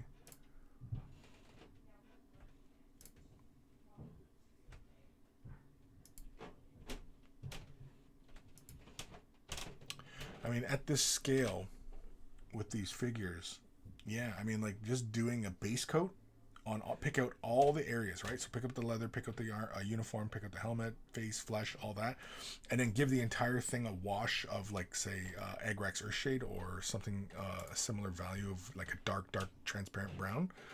Yeah, and, you know, you effectively do the whole model at once, right? That's kind of what it looks like you're doing, but I don't know if that is what you're doing, but yeah.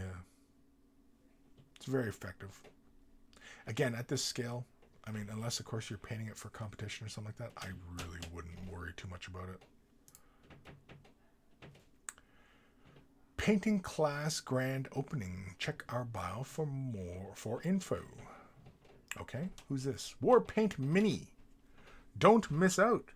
The first War Paint Mini Army class will be running in January 2022. Everything is provided for you on the day. Tuition, materials, and a model to take home.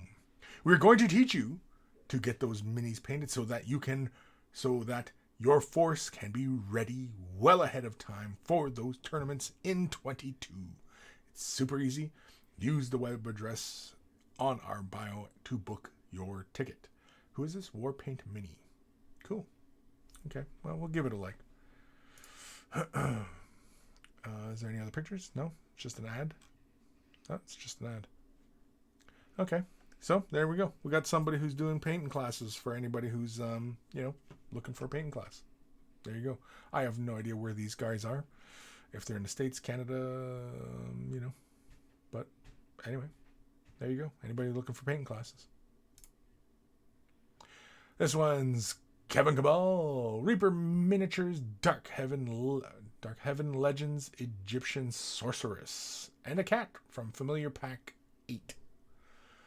Painted for a collector. I thought the Sorceress needed a familiar, and I had a spare cat. I considered putting them on the same base, but then decided she might want to have the cat off doing whatever it is a cat familiar does. So, separate bases. Painted Vallejo, Citadel, and based with Woodland Scenics and Gamer Grass products. Let's make sure we give that a like. I like it. I like your work on the flesh. I think the cloth could have been picked up a little bit more. I like the gold and blue elements. The kitty cat looks good. I think the base could probably have been a little bit brighter as well. Just to represent like the sand, and that way it would have really kind of brought out the darker flesh values.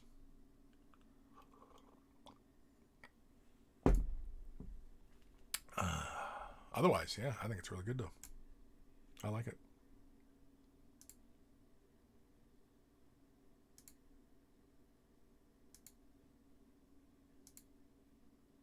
Kitty cat. Kitty cat.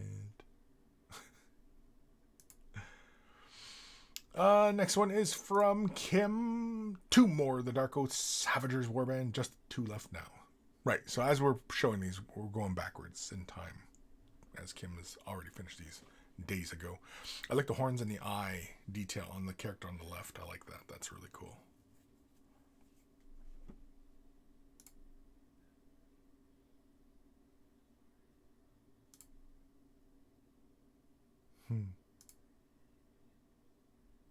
There's that shield again.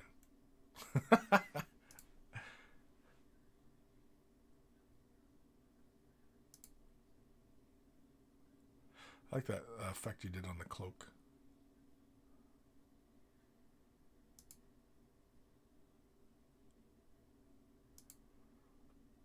Yeah, that's really fun.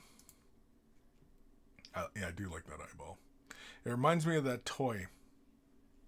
Anybody who's old like me, remember those toys? The balls they had the soft the soft outside, but they had a solid core in them, something a harder rubber, and like there was an eyeball, there was like a screaming face, there was like I think like a pumpkin. I can't remember what that toy was called. Does anybody remember what that toy was called? I don't remember. Somebody doing pen and ink. War Paint Mini. Showing a painting class, I guess.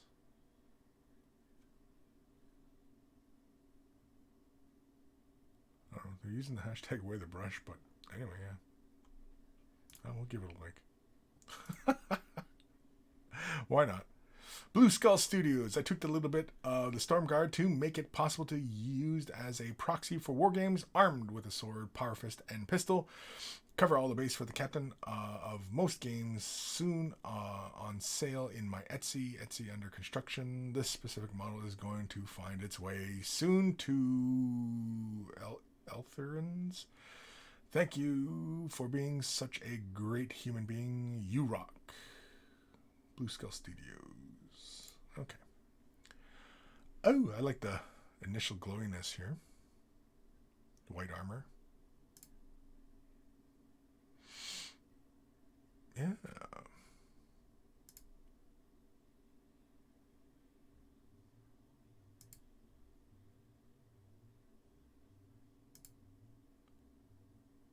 Yeah, I like that deep purple magenta with the white. I like that. I wish the sword was in focus so I could see what's going on. Because I don't know if that arm is supposed to be purple or if that's supposed to be like an OSL thing. It looks like it's supposed to be like a solid purple. Yeah. Yeah, because the back of the elbow wouldn't have light. If it was supposed to be light sourcing, then it wouldn't be purple back there. So yeah, the arm is supposed to be purple. Yeah, I like the way you did that green on the previous model, and I like the magenta here, this pink. I like that. I like it. Some asshole posting Bob Ross kicking a Necron. Demon Tho. My new Pixel 6 Pro takes better pictures than my old Pixel XL 3A, and now I see my painting is lagging behind. Some harpies or something? Is there more pictures? No, just taking the one picture. Just to demonstrate, I guess. Some more from Kim. Damn, we were really behind on these, eh? 2 more Dark Oath Savagers, 4 to go. Yeah, so we're still going backwards in time here. Again, the work on the flesh is really good. I like the leather too.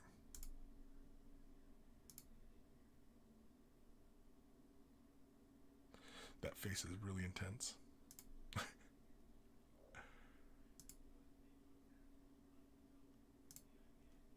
Yeah, it's really good. Yeah, it's really good. So we're doing more pen and ink. Some more models from Kim. Done 2 more of the Darko Savagers. I like this guy. He's really cool. I really like that you went for this really dark flesh on him. I like the leather.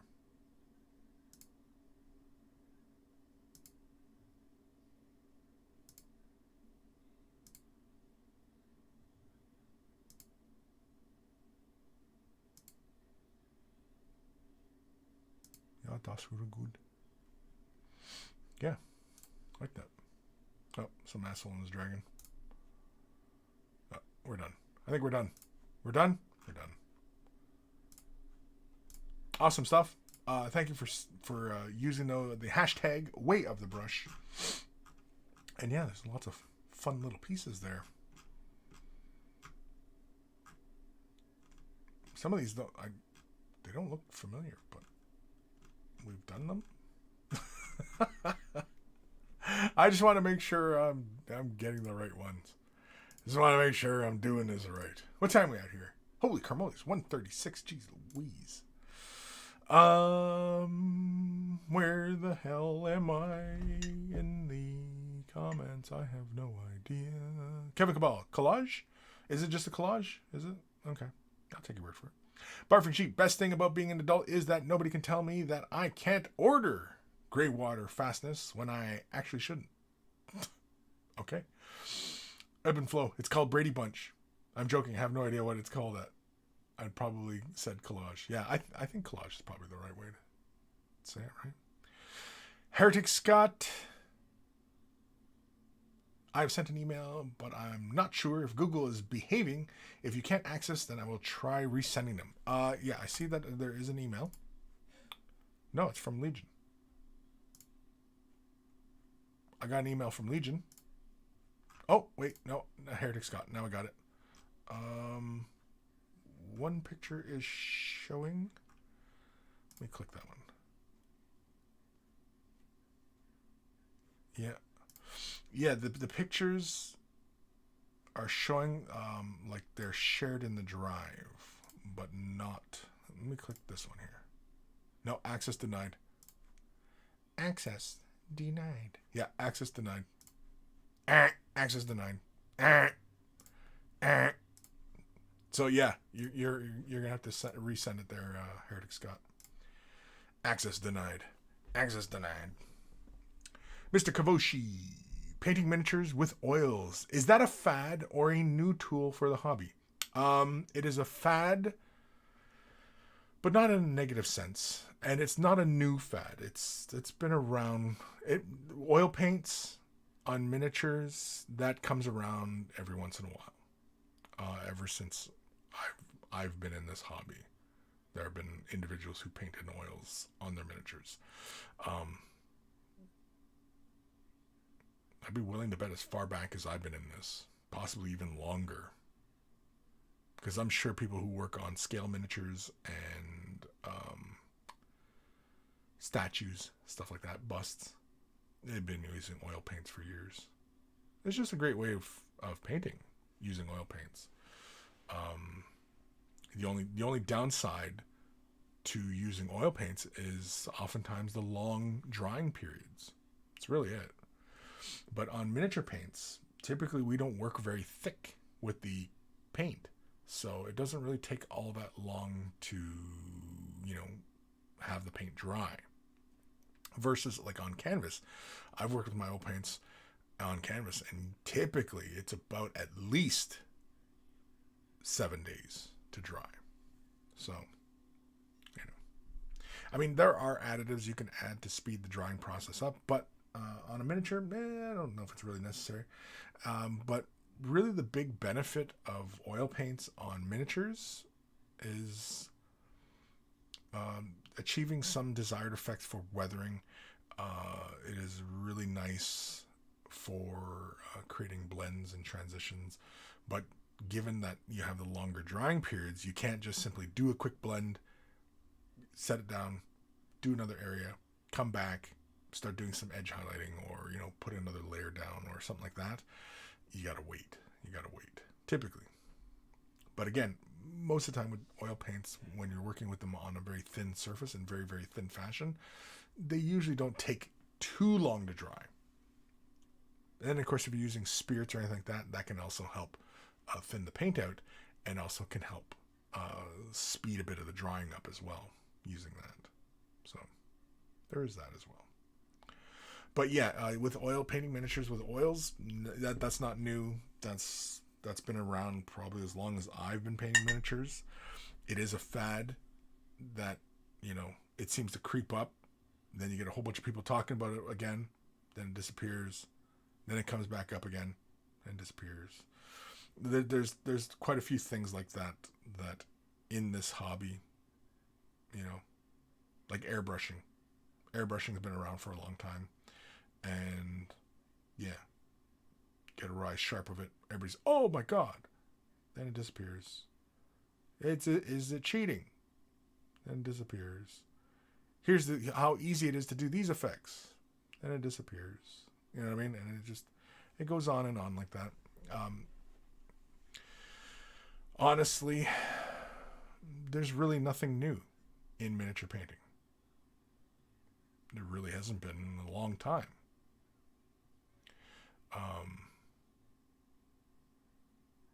Object source lighting and non-metallic metal, those things are well established. 20 plus years, 30 years. So, it's been done. It's all been done. I'm constantly always on the lookout for something new, which is why, I do follow a bunch of people who just show something interesting. They might not be the best painters in the world, but they're doing something different. And I know that the people who are doing something different, that is where you're going to have that breakthrough, that little moment of genius of something different. And that's the kind of thing that will just spiral and become this big snowball rolling down the hill kind of thing. And then everybody's going to go, yeah, look at this. This is the way this thing, and this is the new thing that people are wanting to do for their miniatures, and that kind of shit. I like keeping my eye peeled for that kind of thing, but it has been a long long while since I've seen anything like that, where it's like, wow, that's a very interesting way of doing that, or, you know, it's a new way to paint that. It's a new effect. It's a new this. It's new that. You know, it's the same stuff all the time. And in that kind of environment, creativity, again, is nearly non-existent, you know. So, but anyway, Ebb and Flow. It gained a lot of popularity. I don't know that it should be considered a fad. Yeah, it comes and goes. It's yeah. Nathaniel, greetings, Kris and fellow monk guy. I hope you are all well this weekend. I hope so, you as well. I hope so, you as well. That's bad English. The wannabe painter Dom. Hey there, everybody. Gave the Grenadiers a very dark blue oil wash. Just one layer of it for a tabletop standard, so I think's okay. Cool, yeah. Yeah, I thought it was fine. Very dark blue oil wash, really. Interesting. Kane Binney. Kane Binney? Foyfyi. What? What? Ebb and Flow. Madball. Heretic Scott. God damn it. Why does Google do that? Yeah, I don't know why Google does that. I don't know. But yeah. It was showing me access denied. Access denied. Have like those retinal scanners. You know. I mean, I'm sure you could probably go in and change the permission. And maybe I can view it again. No, access denied. For access, or switch to an account with access. I'm signed in as me. Is that why it is? No, because I'm clicking it from this account, so no, it should be. Yeah, access denied. Access denied. You got to just kind of say it in that voice. Dark Commission. You can put a tiny amount of oil paint on a model, blend it out, and then brush wet with Artist's White Spirit. Fantastic blending and fairly quick drying too. Just started doing it on a current project. Yeah. Wet, damping, not dripping. Yeah. I know. I get what you mean. I think you're clarifying for everybody else as well. But yeah, like wet, not like, yeah. I think when we talk about wet blending, I think we're all kind of on the same page. Not just the model soaking wet with paint or anything like that. Mr. Kavoshi, are you a brush licker, Kris? Yes, I would. I think probably a vast majority of us are brush lickers, whether we realize it or not. It's a bad habit.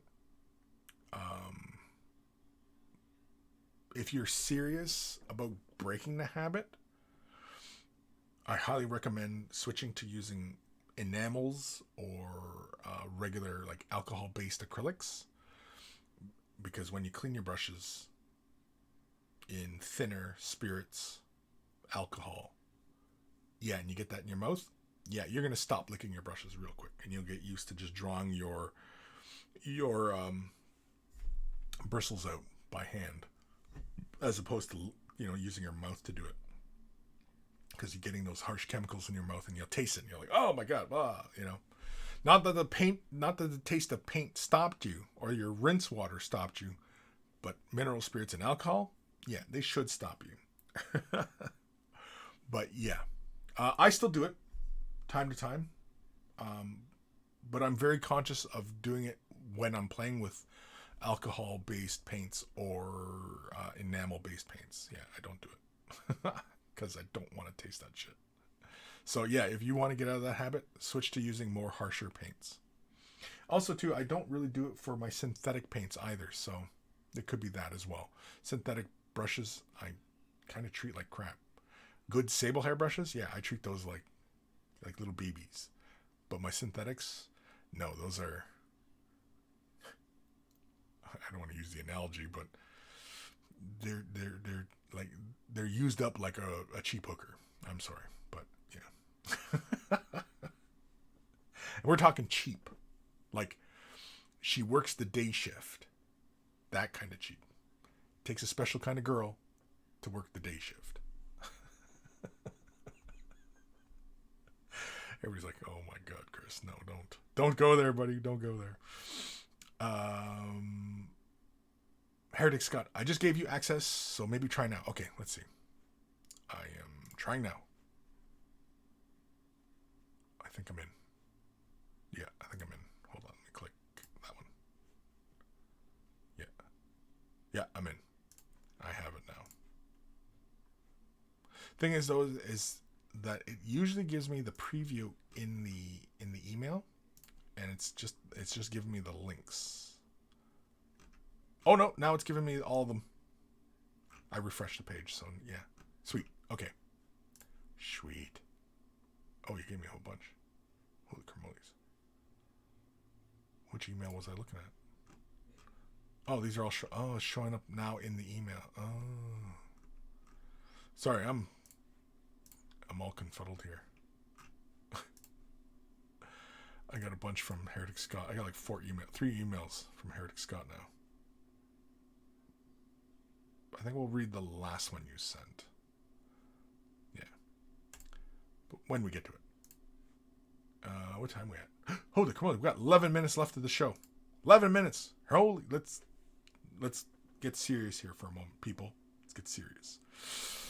The wannabe painter Dom. I think the big benefit of weathering with oils is that you can streak and modulate them better than acrylics, and you can wash them completely off if you're not happy with it. Yes, you can. You still can do it with acrylics. You can use iso alcohol and very gently pull out the layer. If you work in thin layers with acrylics, you can pull it off even with just water. You can pull those layers off. So yeah, you can. You can do it with alcohol though. It's a lot easier. But yeah. Evan Belleau, aren't Madball the toys you're talking about? Oh, Madball. Yes, Madball. Is that it? Yeah, hold on. I gotta Google this. Madball. See, it didn't click when you said it. Oh, no, fuck off. It gave me the Cobalt Quiet Tech again. Back in. Hello. Control C. Control V. There we go. Madball.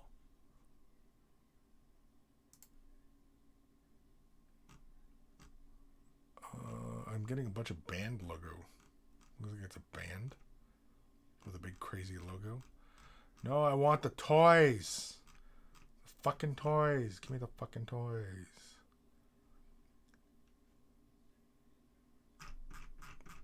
Let's see here. Madball toy. Ah, there we go. Yeah. This is it. Madball. Thank you, Evan Belleau. This is the shit I was talking about. These were toys from way back in the day. And yeah. They were like foam sculpted little things. They're really squishy soft, like a stress ball. But you could throw them. And they had like a little hard core to them. Not like metal or something like that. It was just like a rubber. But yeah. The eyeball. That's what that eyeball reminded me of on that model that Kim had painted. But yeah, I remember the skull face. I had the eyeball as well. I don't know if I had the skull. I had another one. I don't remember what fucking one it was. But yeah. I don't know. These were dumb little toys. You just whip them around at people. Yeah. Jesus. Goddamn it. Madball. Oh, look at the alien. That's fucking alien. It's a face hugger there. Goddamn. Goddamn. Goddamn. Goddamn. Goddamn. Yeah. Madballs. Fun. Who knows what kind of harsh chemicals this toy was made of. What sort of cancers we all got from these toys. Madballs.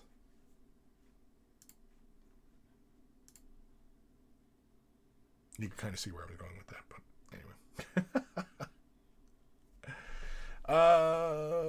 anyway. Scott, I'm not a brush licker, yo. That shit is whack. Word. Word. Damn it, did I pull that out again? Son of a bitch. gotta figure out a better way of keeping that damn cord out of my feet. Nathaniel, the moment you licked enamels from the brush the first time and the last time burns into your memory. Literally. Yeah, don't do it. Heretic, yeah, there may be duplicates. Yeah, that's okay. I'll just read the last one you sent because it looked like everything was fine in that. Evan Belleau, brush liquor equals cosplay mentat. Kim, I had a bunch of those balls. Yeah. I mean, a bunch of us that are of the same age. Yeah, we probably had a bunch of those things kicking around. Evan Belleau, not the band. But I have seen that band. You've seen that band? Yeah, you went and watched them? Yeah. That's funny. That's funny. All right. Yeah, we only got a few minutes left of the show. We got to hurry up. We got to step on the gas. If you're wearing headphones, turn them up or down because here it comes.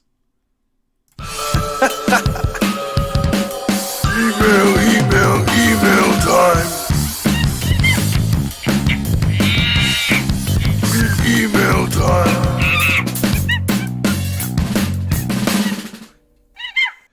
Been a while since I used that one. Oh, it's done. This one is Highborn Elf. This is from Elfing. Elfing? Hi, Kris. Long-time viewer, first-time poster. Always watch your show when painting. Working on Highborn Elf Army for the 9th Age and just finished a Dragoon. Pretty happy with the result, but if you have any tips on how to make it better, I am all ears. I also included pics of a spearman for the same army. I am thinking that he might need something on the shield, but I'm not very good with freehand and are unsure what color to use for a simple device. The square slot on the dragon's base is so I could use different characters as riders for the dragon. Hope you like it. All help is appreciated. Ironclad. Oh, it's Ironclad. Okay. Sorry, I was reading the name on the email and yeah. All right. So let's switch to here. And look at this. I like the colors you created on the shield. As far as a device, yeah, if you're not comfortable freehanding, simply use a transfer. Just use a transfer. Most of them are black and white. Of course, if you're all about the old school Warhammer stuff, you might be able to track down some old school Warhammer transfers, and they came in different colors. They came in reds and blues and yellows and all sorts of stuff. So you might be able to track some of those down as well. Simply find some of the High Elf ones. High Elf transfers from way back in the day. You might pay a little bit, but yeah. Of course, you could also go the custom transfer route. And maybe if you have a made-up design, or maybe you find a design that you like, you can make a transfer sheet and pay a company to print off a transfer sheet for you. Of course, if you have the tools at home, you can also make your own transfers at home. Although, you can get everything except white, unless, of course, you have an emulsion printer. Then you can print white. But that's why typically I say, just go to a company that prints the transfers for you, because they often will have an emulsion printer so they can print white symbols and stuff like that. But yeah, I would go with something kind of a white symbol. Black, no. Yellow, maybe. A dark blue, like a dark blue, almost black, maybe. I think a white symbol in there would be okay. But yeah. I like the base. I like all the texture. I like the colors. It feels very natural. Yeah. Oh, and you left it so you can swap out the guy. Yeah, I like the base. I like all that texture in there. The leaves and the flowers, the log. The work on the dragon looks nice so far. I like the eye. By this picture, he looks like he's yawning. He's like, hi. Or he's taking a big bite out of a burger, a big cheeseburger, his favorite cheeseburger joint, apparently. And he's, hello, hi. Hum. I like your work on the eye, though. I like that. It's a lot of work. individual scales I can see you painted. That's a lot of work, dude.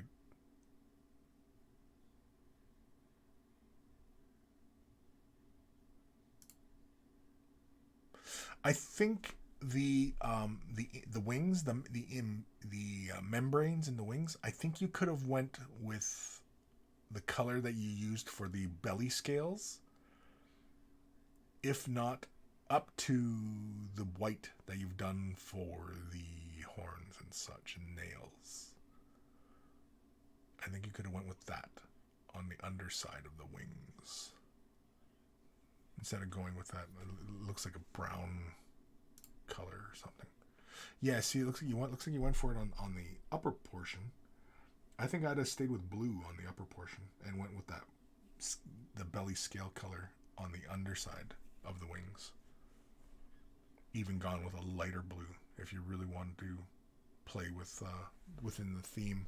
Yeah, I would have done those wings a light blue. Now, to push it towards that direction, you could always take a transparency and apply it on top of that light color and then shift it towards blue. Or leave it. You can always leave it. And if you have to do another one, you can always do it like that. Oh, I like the way you did the cloak. That looks really good. Nice work on the metals. I really like your color transition on the shield, though. It's really good. Yeah, it kind of does need some sort of symbol in there. And yeah, if you're not comfortable with freehanding, I would recommend a decal.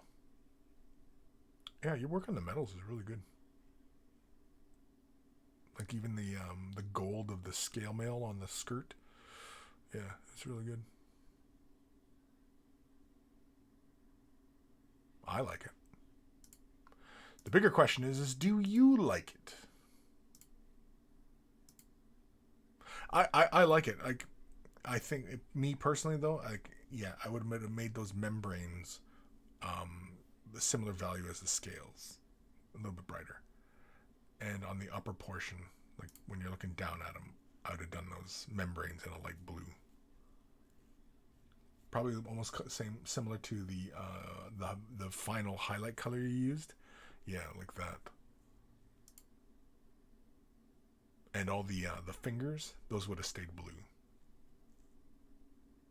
to frame each of those membranes. Even doing a very, very light blue on the membranes, even on the interior, could also went that route as well.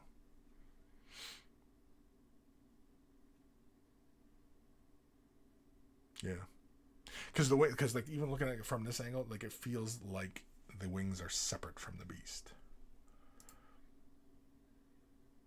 From here, it's not bad, but I still think the fingers should have the blue in them. Hello. Well, thank you,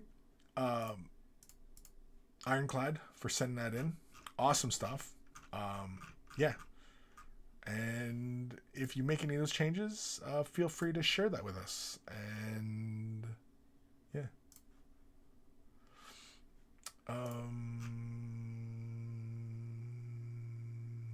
Scott Radom, nice stuff, dude. Cool elf stuff. And square bases bring back all the good feeling. It just looks right.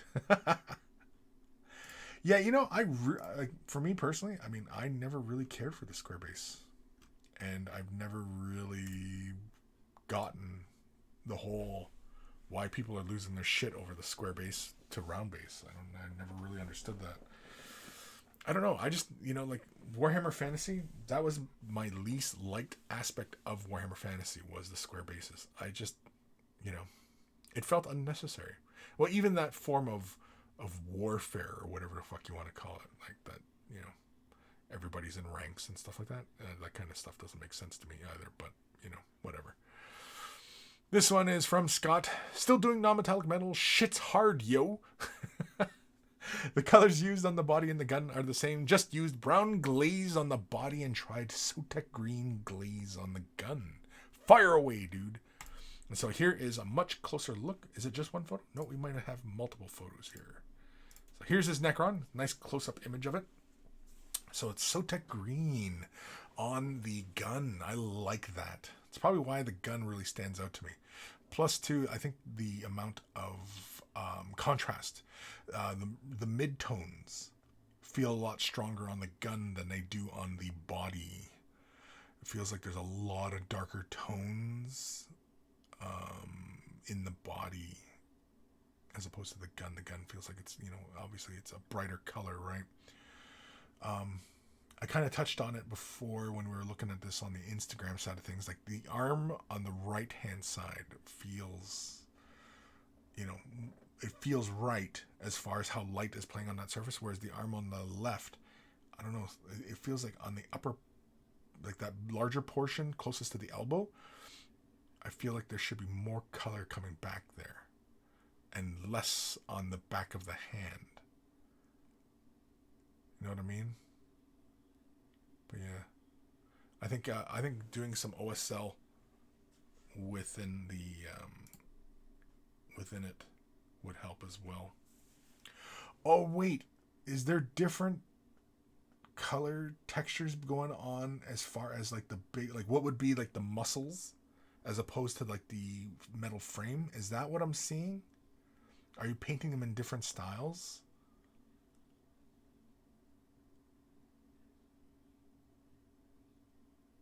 Because that's how it looks now when I'm looking at the backside here. Like what would be muscle groups are painted differently than what is like the frame of the monster. I also like the base. Did you use pigments there, or is that just thin paint to create that texture? So it almost looks like pigments were used, but might not be. But yeah, I really like that. As far as non-metallic metal is concerned, I mean, like, it looks good. There's a little bit of refining, but I think it looks good. And have you been staying in a fixed position, like when you're viewing the model and how you're going about placing your highlights? Have you been working from a fixed position?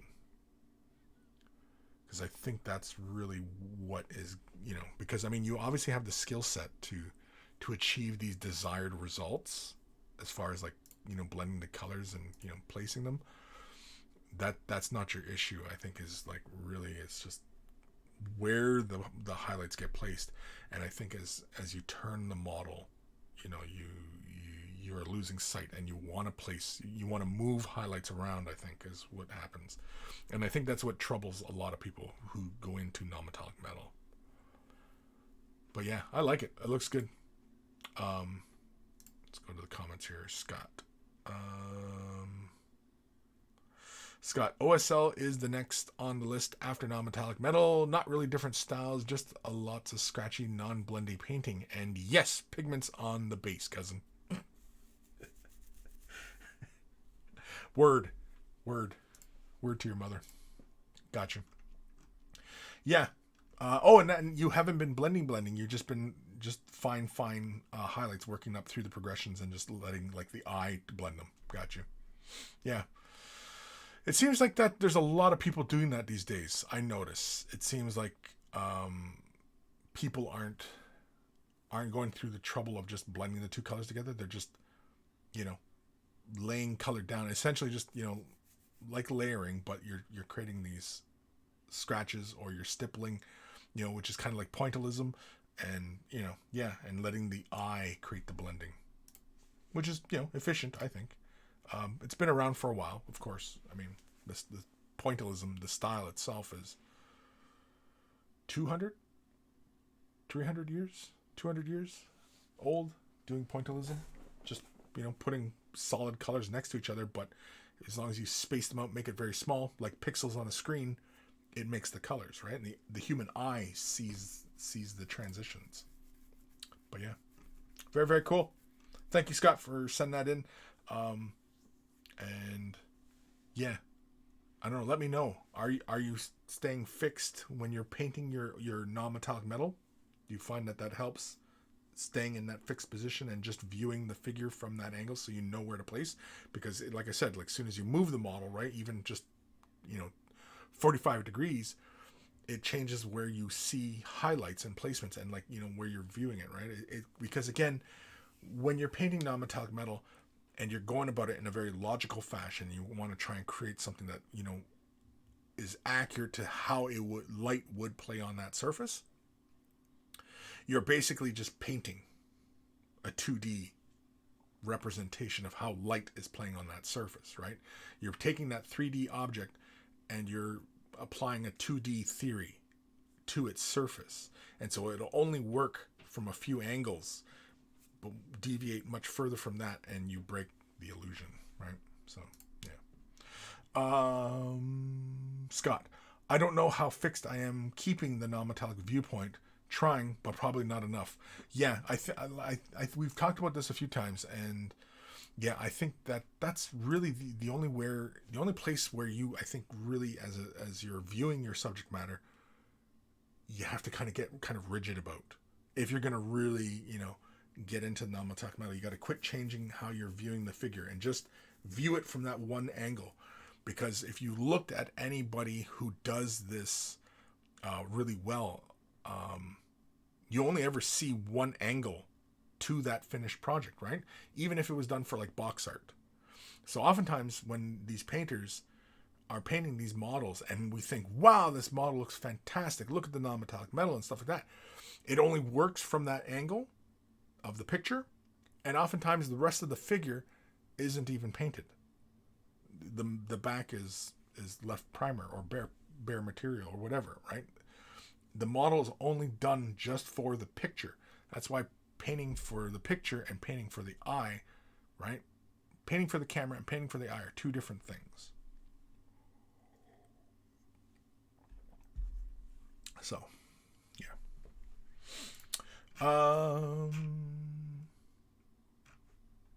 I see a comment, Job's left nut, but I don't see the comment on my thingy, my bobber. Why don't I see that? Anyway, Jabba's left nut. Kris, I picked up some GW spray varnish. It's supposed to be a matte satin finish.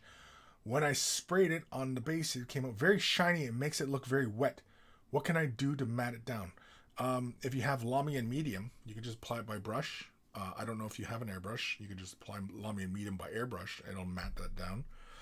And as far as the GW varnish is concerned, whenever I've encountered it finishes a little shiny, either one, it was not thoroughly mixed. Sometimes you got to spend like, it feels like 10 minutes shaking the thing, shaking it, you know, like right way up. I'll shake it and then shake it like so. And then sometimes what I'll do is I'll turn it upside down so the agitator ball falls this way, and I'll shake it again, right? And of course, shake it this way again, and shake it that way, and you know, yeah. Ooh, man. It's eyeglass glass cleaner. I just shook that up, and it's all sudsy. It's sudsy. But anyway, yeah, and I'll spend like what feels like 10 minutes, but it's probably a good, probably 3 or 4 minutes shaking it. But yeah. Or I've sprayed too much down. I was too close to that surface, and when I sprayed, lingered in the spot too long and made a shiny spot, and it's just laying too much down. But again, I'm not sure exactly how you went about it, but yeah. So, yeah. Anyway. The Gim, shake it, Taylor Swift approves. Now, why didn't Jabba's comment pop up? I can see Jabba on the screen, but it's not showing up in my program, but Nathaniel's comment popped up. Strange. Nathaniel, use AK Ultra Matte Varnish or Army Painter Anti-Shine, or use a Vortex Shaker on the rattle can. Yeah. Nathaniel, shake it like a Polaroid picture. Sing. I don't know Taylor Swift songs, so we'll probably have to get my son, because if it's Katy Perry or something like that, he knows the words. He says he doesn't, but he knows them. He says, but I know. All right, next email. is from Derek, Firetrick 18. The Moon Knight Marvel Crisis Protocol. Hello, Kris and monkeys. I just wanted to show you what I've been working on. Haven't been able to paint as of late, so hopefully this is a change for the better and I'll have more time. I did a little wet blending on the cape. There was a purple undercoat and basically built it up to white. I thinks it's okay, but mistakes were made and will be corrected. Thanks again for your time and any feedback. Firedrake18, aka Father Thicklegs. Father Thicklegs. Okay. And so this is Moon Knight. And it was doing wet blending on the cape. I like that slight purple value in the white of the cloak. That's really cool. At least on my screen, it looks like a purple.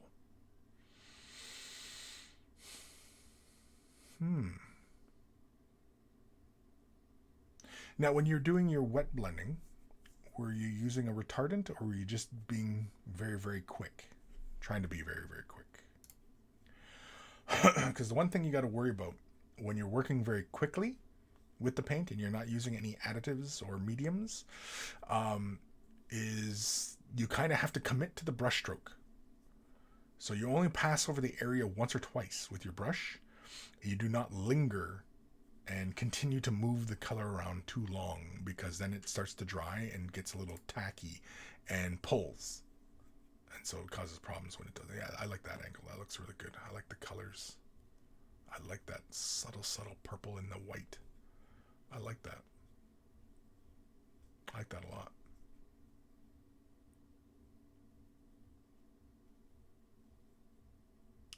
Yeah, because when you're when you're doing a wet on wet blend. Well, first of all, if you're doing a wet blend versus a wet on wet blend, those are two different things, really.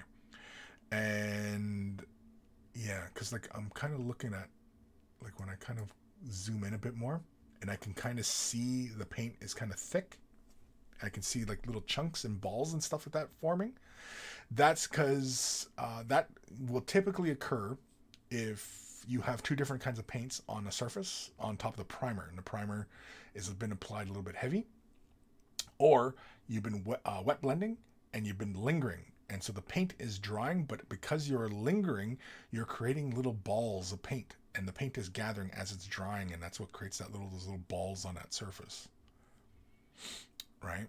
But anyway, yeah. So when you kind of are doing a fast wet on wet blend, so you're taking the wet white and the wet purple or magenta, whatever it is you're using, and you're blending them together, just do a couple brush strokes. Even if it's a long blend that you want to do, use a size appropriate brush and just achieve your blend in one or two brush strokes.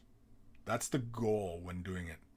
If you're using additives or mediums like slow dry or retardants, you have longer time to linger and blend that out a little bit better, which is why I highly recommend it. But once you are used to how it blends using additives, that's when you can kind of step up to do a wet on wet blend and just do it really fast on the brush, right? Do a 2-brush blend. Of course, you can also do it like basically you can take the paint with or without any kind of mediums or additives, whatever, lay it on the surface and then feather it. And that's basically where you're taking the one color on top of a dry surface and you feather the color and it creates the blend. And it's not actually mixing the paint.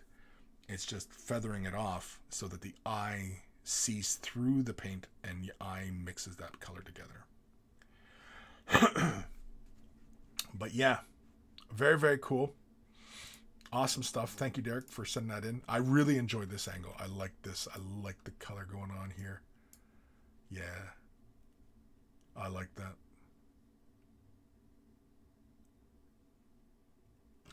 And the cloak and things like that, for this is for anybody out there.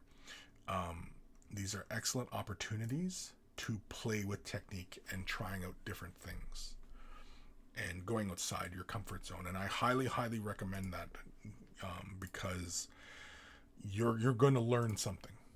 You're going to learn something. And it's always good to be learning something.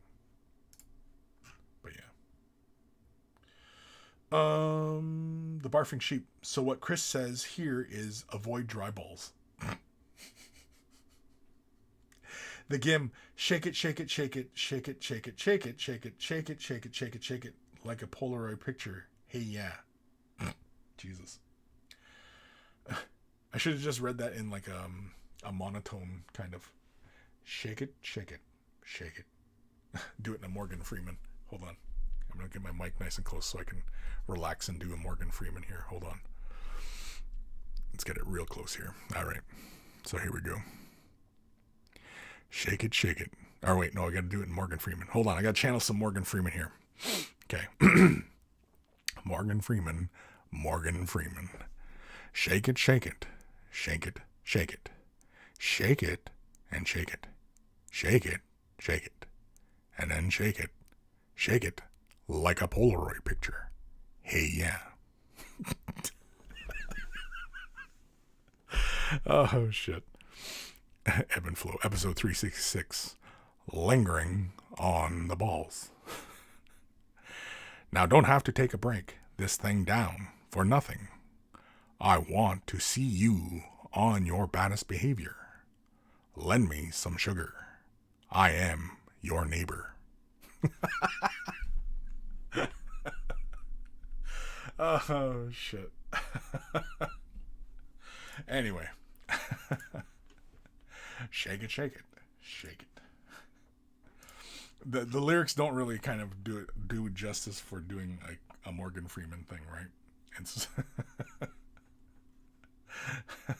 Nathaniel Morgan Freeman. Scott, nice work on the Moon Knight. I'm looking forward to that Marvel series. They did some interesting things with the Mark Spector's multiple personality disorder in the comics. Cool. The Gim. You think you've got it. Oh, you think you got it. But got it just didn't get it. When there's nothing at all, we got together. Oh, we get together. Are you on like lyrics.com and you're just copying pasting at this point? Is that what's going on here, Gim? Is that what's going on? If that's the case, then I wash my hands of this weirdness and we jump into another email. This one's from our good buddy Legion. It's a mercenary, number 3. Hello, Kris and here, I'll do it in a Morgan. Hello, Kris and monkeys. The third Dark Eldar mercenary is done. This one is converted from a blood bowl elf. I can't do it. I can't do it anymore. I'm fucking giggling inside too much. Best regards from Germany. Legion Miniatures. Let's have a look at this mercenary. I like this. This is really good. He's got the big muscular arms. The muscularity. I like the colors. I like the deep dark. The color on the shoulder armor, that looks like a gold with a purple in it. Or a bronze with a purple. I like that. I like it. I would have liked it more if you drilled out the barrels. It's like, enough with the fucking barrels already. I like the flesh. Your work on the skin, though, is really good. Oh, I like the purple. I like the purple with the dark bronze color. Yeah. It looks like you go with the purple into the bronze. That's what it looks like. I like that. It's not often you see elves with muscularity. I like it, though. I think it's a really cool look. And this guy, he looks like a mercenary. He is like, I think you're getting ready for these rumors we've been getting for Eldar, where basically we're getting this mixed faction of elves with corsairs and dark and harlequins and craft worlds, and yeah, I dig it though. I like it, man. Oh, I sense a theme going on here. We got red, yellow, and now purpley browns. They're like a real motley of dudes. It's kind of like when they get the bounty hunters all together in Star Wars and you just have all these different duders. Boba Fett. You need a Boba Fett mercenary. I'm just throwing that out there, Legion. A Boba Fett mercenary elf. Especially since Book of Boba comes out soon. So, there's that. What time we at? Holy cramoles, there's 20 minutes overtime. Jeez Louise. Where are we? In the comments, I don't know. Mr. Kavoshi, also suggestions for painting large figures such as Keeper of Secrets or Hive Tyrant. Huh? Oh, right. Previous question. Do you have a preferred type of painting handle? I've become a fan of handles from Cobalt Keep, where they make magnet bases that lock in place and you can rotate it. I just use my steady hand grips for large base models. Yeah. I mean, like I don't have the model on the base, so I often will do sub-assemblies, but I have like this fella here. He's on the steady hand grip. Normally the steady hand grip, you'll see it worked on like this, and it's just sticky tack, and all it is just a solid piece. Really, I'm more concerned with the outside diameter of things. For example, the Citadel handles, these little butt plug ones. I don't know. They are just a little too light. There's no weight here, and all the weight is up here. Now, thankfully, we work mostly on plastic models these days, so they're not very heavy. But this is, even in my hand, I can feel it is a little bit top heavy. I'm not really crazy about that. As far as my own workflow is concerned, whereas these things of my design, it has one uniform weight. Now, mind you, these are not expensive. These are simply just a solid piece. This could be. I initially was envisioning these things being made of metal, and I wanted like a nice metal knurled handle to them. Again, it was just me lamenting my metal shop days and wanting something like that. But yeah, steady hand grip, I use them for everything up to larger bases, but like even like this base, this huge ass base, this is what, a 100, I think, the 100 millimeter. I think this is the 100 size, right? Does it say on the bottom? This base has been around since 2014. What the hell models were going on this base since 2014?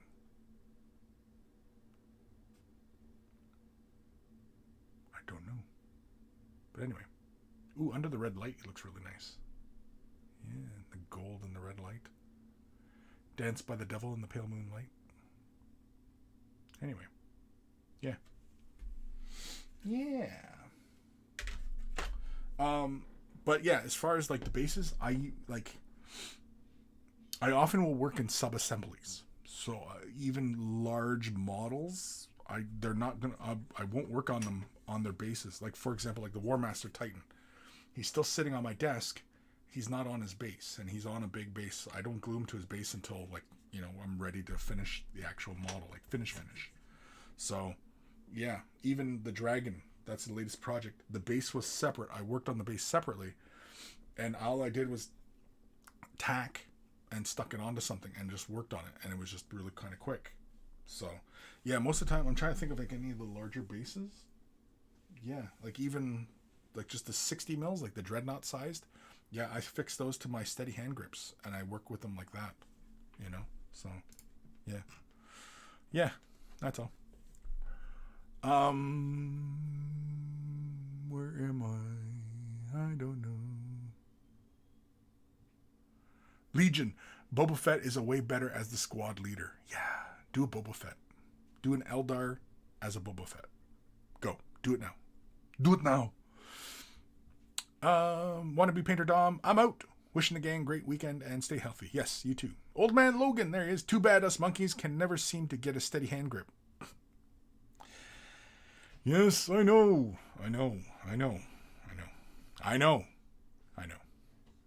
The Gim, I'm trying to get you to sing the entire song so nobody can paste it, so somebody can paste it together. Of me singing the song? Oh, good God. Is that something outside, or is that the wind? I don't know. I hear a bunch of people moving around. Maybe the wind's really picked up. I don't know.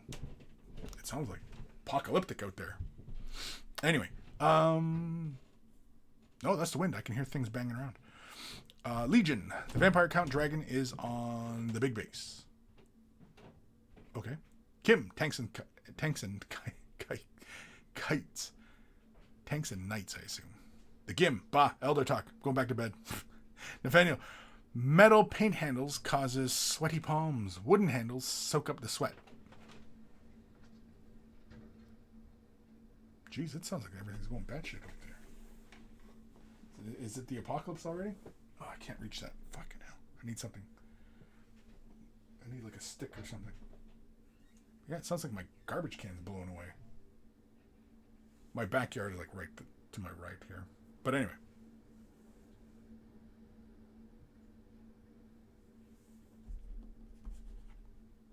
Here, I'm just going to pause my mic a sec.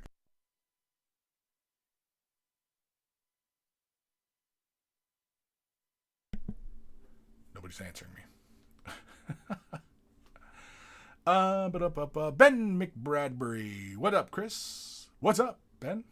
Not too much. Just talking. Doing some emails. Getting ready to shut this stream down because apparently shit's about to blow away around here. Nathaniel, tornado in the U.S. coming to Canada soon. We have had warnings. God damn it! Now I got to catch my.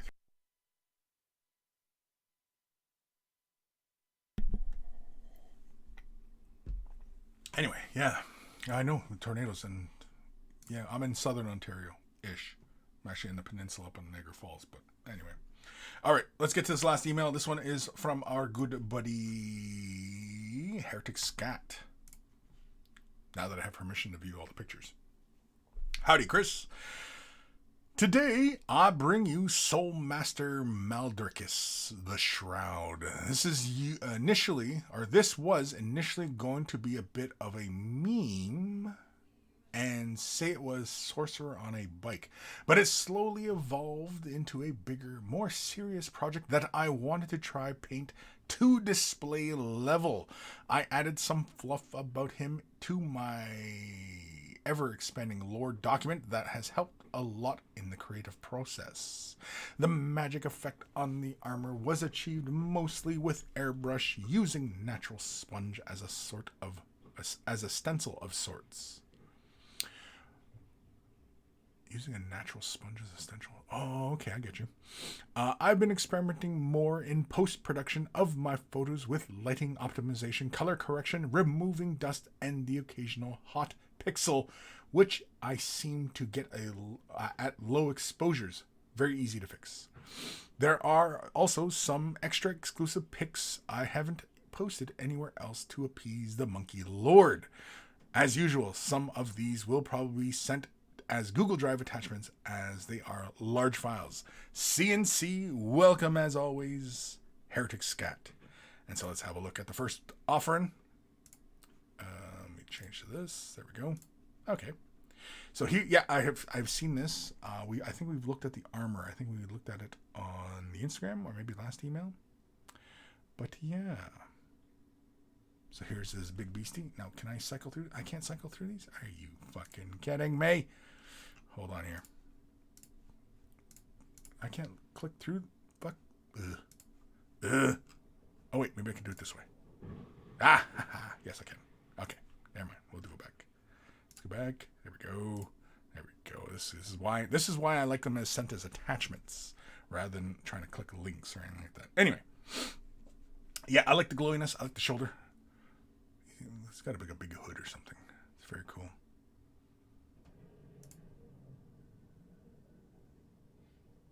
I like the little glowy sign thing on the thing. And the energy effect is really, really cool. I like that. At first, I thought you were going for like this underwater like vibe, you know, how like reflected underwater looks. But yeah.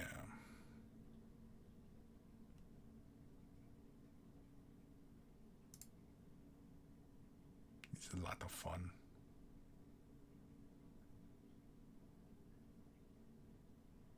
The OSL in the eye is really good too. I like that.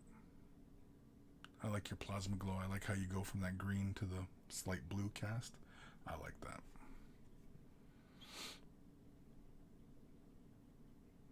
Oh, I like the little hourglass. I like that. That's cool. It's like it's a liquid inside of it. Usually people just paint it like sand, right? And no, I like that you made it look like it was like a liquid inside there. I like that.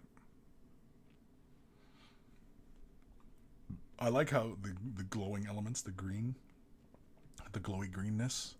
I like how that is a unified thing across the model. That the only glowing occurring is that green, and it's this blue across everything else. Oh, I like that in the hand. Yeah. I like the texture on the cloth.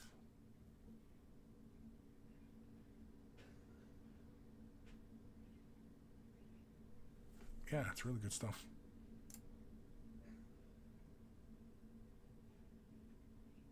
It's hard to make out his face. What's going on with that face?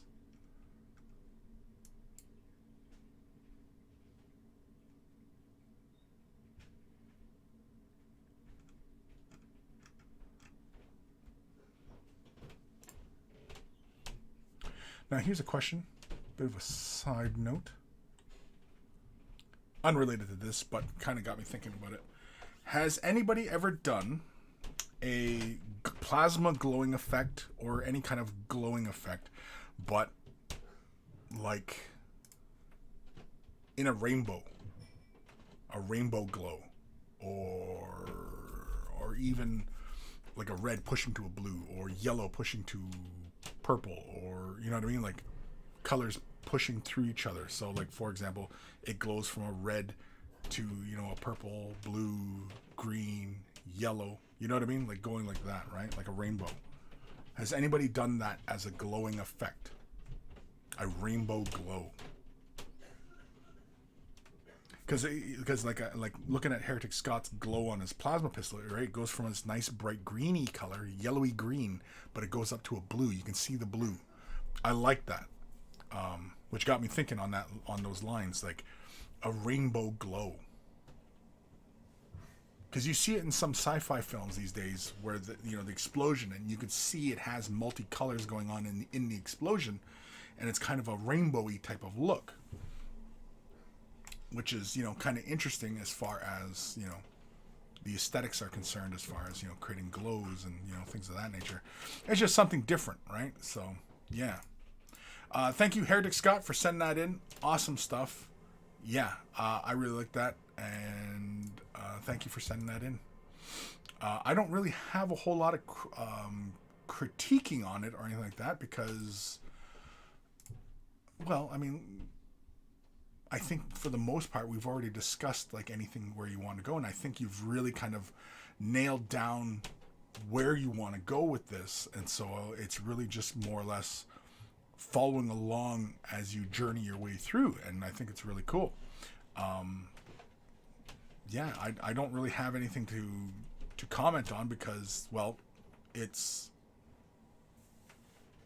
your own creation. So I mean, like, I don't think there's anything where you're doing something and I'll be like, well, I think you're doing that wrong, you should do this instead of that. It's your own creation, and you're well steeped in your own creation, and you have a very distinct vision going forward. So yeah, I think it's when you completed your warband that, you know, we can say, okay, well, here, I really like this not so much. And so yeah, no, it's very, very cool. I like it. Where the hell am I? What time are we at here? Holy cramoles, yeah, we better end this. Dark Commission, excellent painting. Yes, excellent stuff. Scott Radom, nice stuff, dude. Yes. Kim, grip them both sounds like something the wife should not walk in on. What? Nathaniel, rainbow glow, not yet, but that goes onto my to-do list. Yeah, a rainbow glow.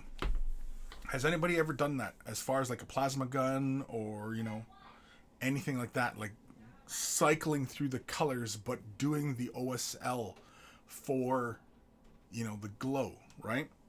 Or even cycling through color as it radiates out, right? Like, because there's a few ways you can go about creating that rainbow glow, right? Either the rainbow is the glow itself, or the glow cycles through the colors, right? So the source can be one color, but as you radiate out from that central source, the colors shift, right? Or do the colors shift, from, yellow to red, blue, green as the source, and then the glow is corresponding to that, right? Either one. Has anybody done that? And if anybody has, send me a link to what somebody has done doing that effect. I've not seen it myself. I've never attempted it. I just kind of thought of the idea just now, but me just thinking of the idea now does not mean that it hasn't already been done. Has it been done is what I'm asking. Anybody out there? No. Send me links or point me in the right direction, or let me know. Don't just say yeah, it's been done without citing any kind of examples, right? So yeah, let me see. Please let me know. Fill me in.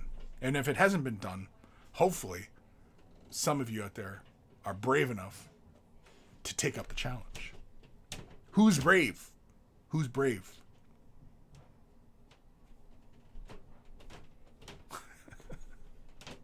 Heretic Scott, rainbow glow sounds interesting. Yeah, right? Because like I said, like the glow can go the length of the detail, right? So if we're imagining a plasma gun, right?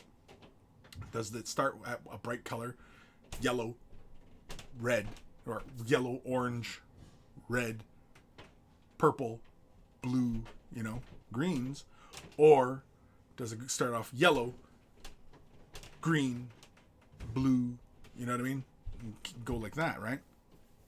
We'll go through a rainbow. But I'm talking like a rainbow, so it's got to go through at least those 6 colors, right? Sounds like a painting challenge to me. Them's fighting words. It's fighting words. We're fighting now. Alrighty, so we got through the emails. We got through our Instagrams. We got through everything today. Shit, we did it, man. We did it. Pat yourselves on the back, people. We did it. We did it. I'm up on these comments here. And yeah, Kim, sounds like a tedious process. Painting miniatures itself can be a tedious process. It all depends on what you're comfortable with. I don't know. It's a challenge. It's a challenge. And I'm curious if anybody's done it. Has anybody done it? And if not, I guess some of us are going to have to take it up. I don't know. Am I going to do it? Well, I was looking at an example, like this War Master Titan. He's got plenty of plasma coils on him. Could be him. The Hellblaster Marine, that actually would have been a fun opportunity to try that out. Not now, but yeah, just because it's got a nice big plasma coil detail on it that you got some room to play with. Yeah, that's about it. That's all I've got for plasma at the moment. Sorry, I'm still kind of looking around here. Yeah, but that's about it. The Barfing Sheep. I'll try it for my Candyland Durden. Nathaniel, Kim, not really. You blocked in the colors, blend the transitions, work out the details, done. Yeah, pretty much. Again, though, are we talking a rainbow of colors as the source or as the radiating light? Which way are we talking? And if so, and if you do it, you got to send me pictures. You got to use the hashtag Way the Brush, and yeah, or send me an email. If you're going to send emails, send images as attachments in the email. Don't send it off as links to other sites because I won't do it. It's annoying, and it's oftentimes because there's ads and stuff like that. Or use the hashtag Way of the Brush. If you're on the Instagram side of things and you want me to have a look at your models, you want to show off what you're working on, maybe you got a question, whatever it is, send. I welcome any and all emails or use of the hashtag, whatever. Feel free. Don't worry if it sounds like it's a dumb question. Don't worry if it sounds like it was a question that's been asked 100 times. Please feel free to send me questions. Please. Always feel free. I know. I can't remember the way the rest of this spiel goes. It's in the description below as well as a link to wayofthebrush.com. Central hub of all this silliness has the links to all the social medias as well as Discord. Join us on Discord. It's a lot of fun on Discord. We keep the conversation rolling there 24/7. So feel free to ask your questions on the Discord as well. There's only one rule in the Discord, and that is don't be a dick. That's it. Don't be a dick. It's the only rule we're worried about. Everything else goes. We have various channels for various conversations, so usually nobody really follows like where they are. Conversations just migrate all over the place, so whatever. It doesn't really matter as long as everybody is being civil to each other. That's all I care about. Everybody's being good and sharing and caring. Also at wayofthebrush.com you'll find links for t-shirts. Want to look like a connoisseur of all that is good and holy in this world? They're wearing a Way the Brush t-shirt. And if you purchase yourself a shirt, send a picture of yourself in your shirt and I will add it to the Monkey Shrine, which is also at wayofthebrush.com. And of course, you'll find a link for Patreon. Huge thank you to all my patrons. Without your support, this channel would not be able to continue to do what it is that I do. And so a huge thank you to everybody who does. And of course, if you're thinking of contributing, there are various tiers of support. So click whatever makes sense to you. And a huge thank you to everybody who does that as well. If you're not able to support monetarily, i.e. money, thumbing up the video, liking, following, subscribing, commenting, ringing the bell, all that interaction with the video helps as well. No matter what platform you're on. All the interactions. Just do it all. You see Kris's face, you smash keyboard. See face, smash keyboard. That doesn't sound right, does it? It sounds like I'm encouraging something else. So, it's this freaking face. Smash, smash, smash. Anyway. Big thank you to Carl, Guy Mearl for Beer and Blood Bowl. It's his YouTube channel. Check it out. If you love yourself some beer, you love yourself some Blood Bowl. Beer and Blood Bowl is where it's at. We always take time to thank Carl, even though he is no longer with us, for creating the email jingles that play before the email segments of the show. And so always much love to Carl. And of course, speaking of love, much love to my baby brother Evan for creating the intro, outro music that plays at the beginning and end of the show. So always much love to my baby bro Evan. And if you're into rare comics, rare, like the rare, EB Comics. It's in the description below. Check it out. If you're into comics. If you're not, well then don't click it. If you are, then click it. If you're curious, then click it too. And if you're not curious, then don't click it. But if you are, then click it. Oh, shit. But if you're not, then don't.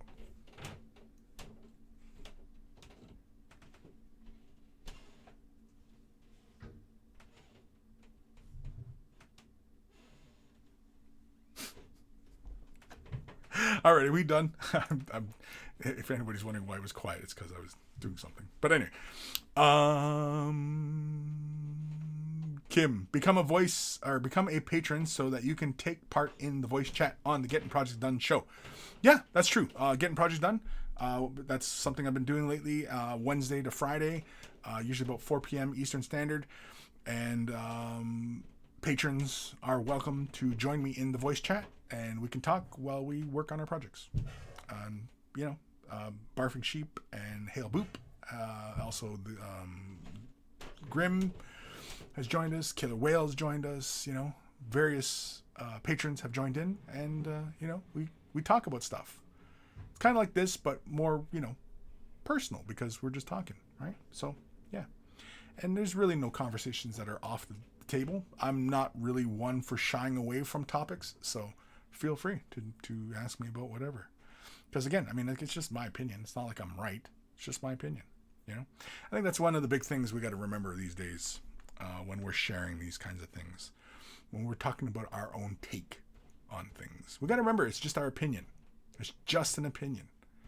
It is not any more or less valid than the next opinion. That's just opinion. It's not a fact. Facts are different, right? So, yeah, it's just an opinion, man. Doesn't mean I'm right. That's all. Nathaniel, we need a shrine to give offers to Carl, like the Golden Throne. To Carl. Who's Carl? Oh, to Carl. Fuck. Yeah, we should. We should have like a little shrine. We should have a shrine to Carl, actually.